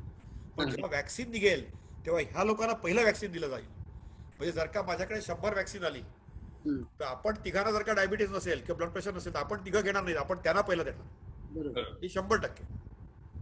इतकं ते मधुमेही त्याच्यासाठी जास्त धोकादायक आहेत. म्हणजे मधुमेहींच्या बरोबरीनं हार्टच्या पेशंटमध्ये पण करोनाची भीती जास्त आहे. हो हो हायपरटेन्शनच्या लोकांमध्ये पण जास्त आहे. हो हो हे सगळं कॉम्बिनेशन असणारे मधुमेही जास्त असतात का? हो य कारण मधुमेहाचे मेजर साईड इफेक्ट आहे ब्लड प्रेशर आणि हार्ट डिसीज, त्याला आम्ही ट्विन एपिडेमिक म्हणतो. बरं. त्याच्यामुळे या दोघांवरती मात करणं फार महत्वाचं आहे. आणि दोन्ही गोष्टी कंट्रोल करणं महत्वाचं आहे. म्हणजे ब्लड प्रेशरच्या गोळ्या घ्या, कोलेस्ट्रॉलच्या गोळ्या घ्या, तुमच्या मधुमेहाच्या गोळ्या घ्या, आणि ओव्हरऑल रिस्क फॅक्टरवर कंट्रोल करा. आणि ह्या सगळ्यांचा सॉईल कॉमनच आहे. म्हणजे सगळ्यांचा जो बेस आहे तो कॉमन आहे, की जीवनशैली आणि आहार, व्यायाम आणि झोप आणि टेन्शन किंवा स्ट्रेस, पण मग या डॉक्टर 4 गोष्टींचं जर का आपण प्रॉपर, आणि अल्कोहोल आणि स्मोकिंग याच्यात बरोबर नियंत्रण केलं तर खूप काही गोष्टी आपण कंट्रोल करू शकतो. डॉक्टर हा मग तसा हा करोना विषाणू आहे, हा सुद्धा आतापर्यंतच्या सार्स, मार्स, इबोला याचीच पुढची आवृत्ती आहे असं नाही का वाटत? कारण सगळे विषाणू हे फ्लूच त्याच्या निर्माण करतात त्याच्यामुळे. तर ते याच्यात ते मी थोडासा, तुम्ही हा खूप चांगला प्रश्न विचारला की हा आला कुठून विषाणू. हा विषाणू 99% बॅट होमॉलॉजीमध्ये आहे.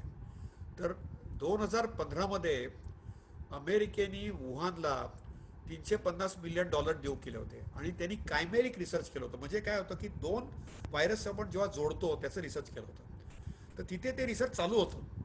याच्यात काही बायोलॉजिकल वॉरफेअर नाही आहे.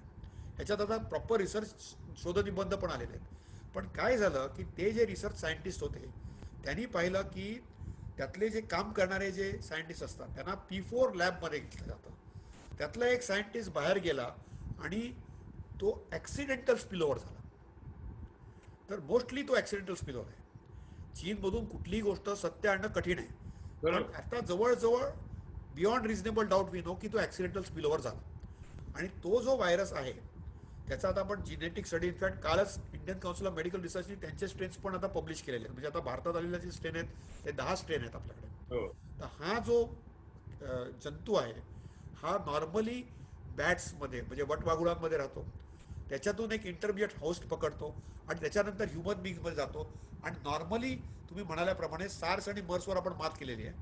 हा मात्र थोडा जास्ती चिकटला, कारण हा जोडलेला आहे, 2 in 1 आहे.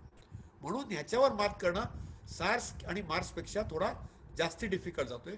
पण तो तितका हानिकारी नाही आहे. मर्समध्ये मॉर्टॅलिटी वॉज 35%, हो. तर सार्समध्ये वॉज 10%, इबोला इथे मध्ये 4-5% आहे. बरोबर. कारण हा जॉईंट आहे. तर आता ह्याच्यात आता खूप क्लॅरिटी आलेली आहे. म्हणजे ॲटलिस्ट लास्ट 3 दिवसात क्लॅरिटी आलेली आहे. कारण काय आहे की रोज नवीन नवीन शोध निर्बंध येतात. आता आपल्याकडे तो टाळेबंदी जाहीर झाली आहे वगैरे वगैरे सगळं ठीक आहे, सरकारी आदेशामुळे सगळेजण पाळतायत. पण एक असा सिद्धांत पण मांडला गेला की -2 म्हणजे शून्याच्या खालच्या तापमानापासून ते 18-20 पर्यंत तापमानापर्यंत हा विषाणू जास्त हल्ला करतो. आणि जसजसं तापमान जास्त असेल, 30-35च्या पुढे जर गेलं, 40च्या आसपास जर असेल, तर त्याचा तितका परिणाम होत नाही. भारतावर तो तसाही तितका परिणाम झाला नसता, असं एक व्यवस्थितपणे मांडलं गेलेलं युक्तिवाद आहे. तर तुमचा हा खूप चांगला प्रश्न आहे की हा विषाणू किंवा किटाणू हा थर्मोलेबाईल आहे. म्हणजे ह्याचा survival as the temperature goes up हा कमी आहे. पण काय झालं की हॉट बाथ्स आणि ह्याला किल करायला नॉर्मली जे टेम्परेचर लागतं that is around 70 to 80 degree centigrade. तर तेवढं पण जास्ती तापमान वाढल्यामुळे ॲक्च्युली करोनाची लागण जास्ती झाली नाही आपल्याकडे. बरोबर. ही पहिली गोष्ट आहे. अगदी बरोबर. दुसरी गोष्ट म्हणजे तुम्हाला अजून एक उत्तर ह्याच्यात उदाहरण देतो की पोर्तुगलमध्ये सगळ्यांना BCG दिले, भारतात सगळ्यांना BCG दिले, आणि चीनमध्ये पण सगळ्यांना BCG दिले. तिथे ह्याची हानी थोडी कमी झालेली आहे. स्पेनमध्ये कोणालाही BCG दिलं नाही. इटलीमध्ये पण हे नाही. पश्चिमातले देश आहेत ज्यांना ज्यांना BCG दिलं नाहीये त्यांना पण झालेलं आहे. दुसरी गोष्ट म्हणजे जे थंडीचे देश आहेत बरोबर. तिथे कोरोना जास्ती झालेला आहे, आणि जिथे उन्हाळा आहे तिथे कमी झालेला आहे. पण ह्याच्यावरती अजूनही रिसर्च चालू आहे. Last word on this is not out. या. पण ह्याच्यात थोडं तथ्य 100% आहे की हायर टेम्परेचर आणि उन्हाळा आणि सर्क्युलेटिंग एअर. दुसरी गोष्ट म्हणजे एअर कंडिशनरमध्ये राहू नका all the time. Air conditioner थोडा स्विच ऑफ करा, थोडी हवा बाहेर येऊ दे, थोडं उन्हात जा तुम्ही. तो करोनावर मात नाही झाली तरी थोडा फरक पडेल. बरोबर. तर ह्याच्यात थोडं तथ्य आहे की temperature as it goes up, lower temperature it survives, higher temperature it is likelihood of death is higher.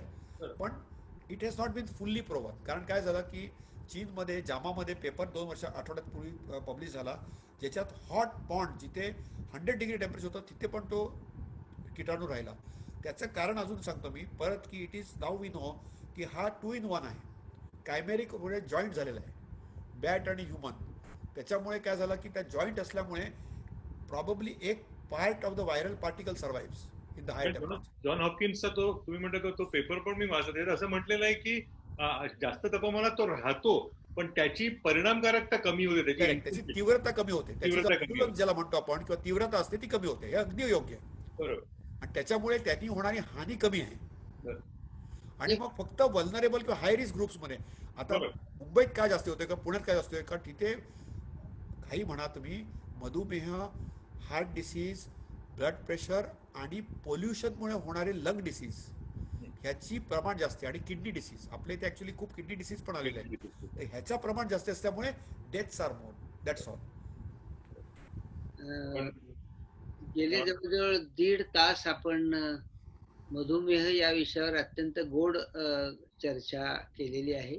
शुगरने वाढवणारी गोड. याचं कारण आपल्याकडे डॉक्टर शशांक जोशी यांच्यासारखे या क्षेत्रात खूप नाव असलेले आणि खूप अभ्यास केलेले, रिसर्च केलेले संशोधक आणि डॉक्टर आपल्यापाशी होते. अजूनही प्रश्न थांबलेले नाहीत. मी किती घ्यायचे आणि किती नाही असा प्रश्न पडला. जवळजवळ 403 प्रश्न आता माझ्यासमोर आहेत. त्यातले काही निवडक प्रश्नांना आपण उत्तरं दिलीत. तुम्ही ती उत्तर खूप सविस्तरपणे दिलीत. एक असं झालं की खूप लोकांनी या कार्यक्रमात सहभागी होण्यासाठी नावं नोंदवली. सगळ्यांना सहभागी होता आलंच असेल अशातली शक्यता नाही. म्हणून आम्ही आता असं ठरवलं की हा सगळा कार्यक्रम YouTubeवर पण काही दिवसात आम्ही प्रसारित करणार आहोत. ज्यांना आजच्या कार्यक्रमात प्रत्यक्ष सहभागी होता आलं नाही, परंतु ज्यांना या विषयाबद्दल खूप कुतूहल आहे त्यांना YouTubeवर जाऊन हा कार्यक्रम पुन्हा एकदा पाहता येईल. डॉक्टर जोशी तुमचं मी मनापासून लोकसत्ताच्या वतीनं आभार मानतो. तुम्ही एवढा 1.5 तास जवळ-जवळ लोकसत्ताच्या वाचकांसाठी राखून ठेवलात आणि त्यांच्या सगळ्या प्रश्नांना अतिशय मनमोकळेपणानं आणि अतिशय परफेक्ट अशी उत्तरं दिलीत. मला अशी खात्री आहे की ज्यांच्या मनात प्रश्न होते त्यांना परस्पर उत्तरं तुम्ही देऊन टाकलेली असतील. त्यामुळे मधुमेहींच्या दृष्टीनं आजचा हा वेब संवाद खूपच उपयुक्त ठरला असं मला वाटतं. तुमचे लोकसत्ताच्या वतीनं पुन्हा पुन्हा एकदा आभार. थँक्यू. मनापासून धन्यवाद. आपण इथे थांबूया.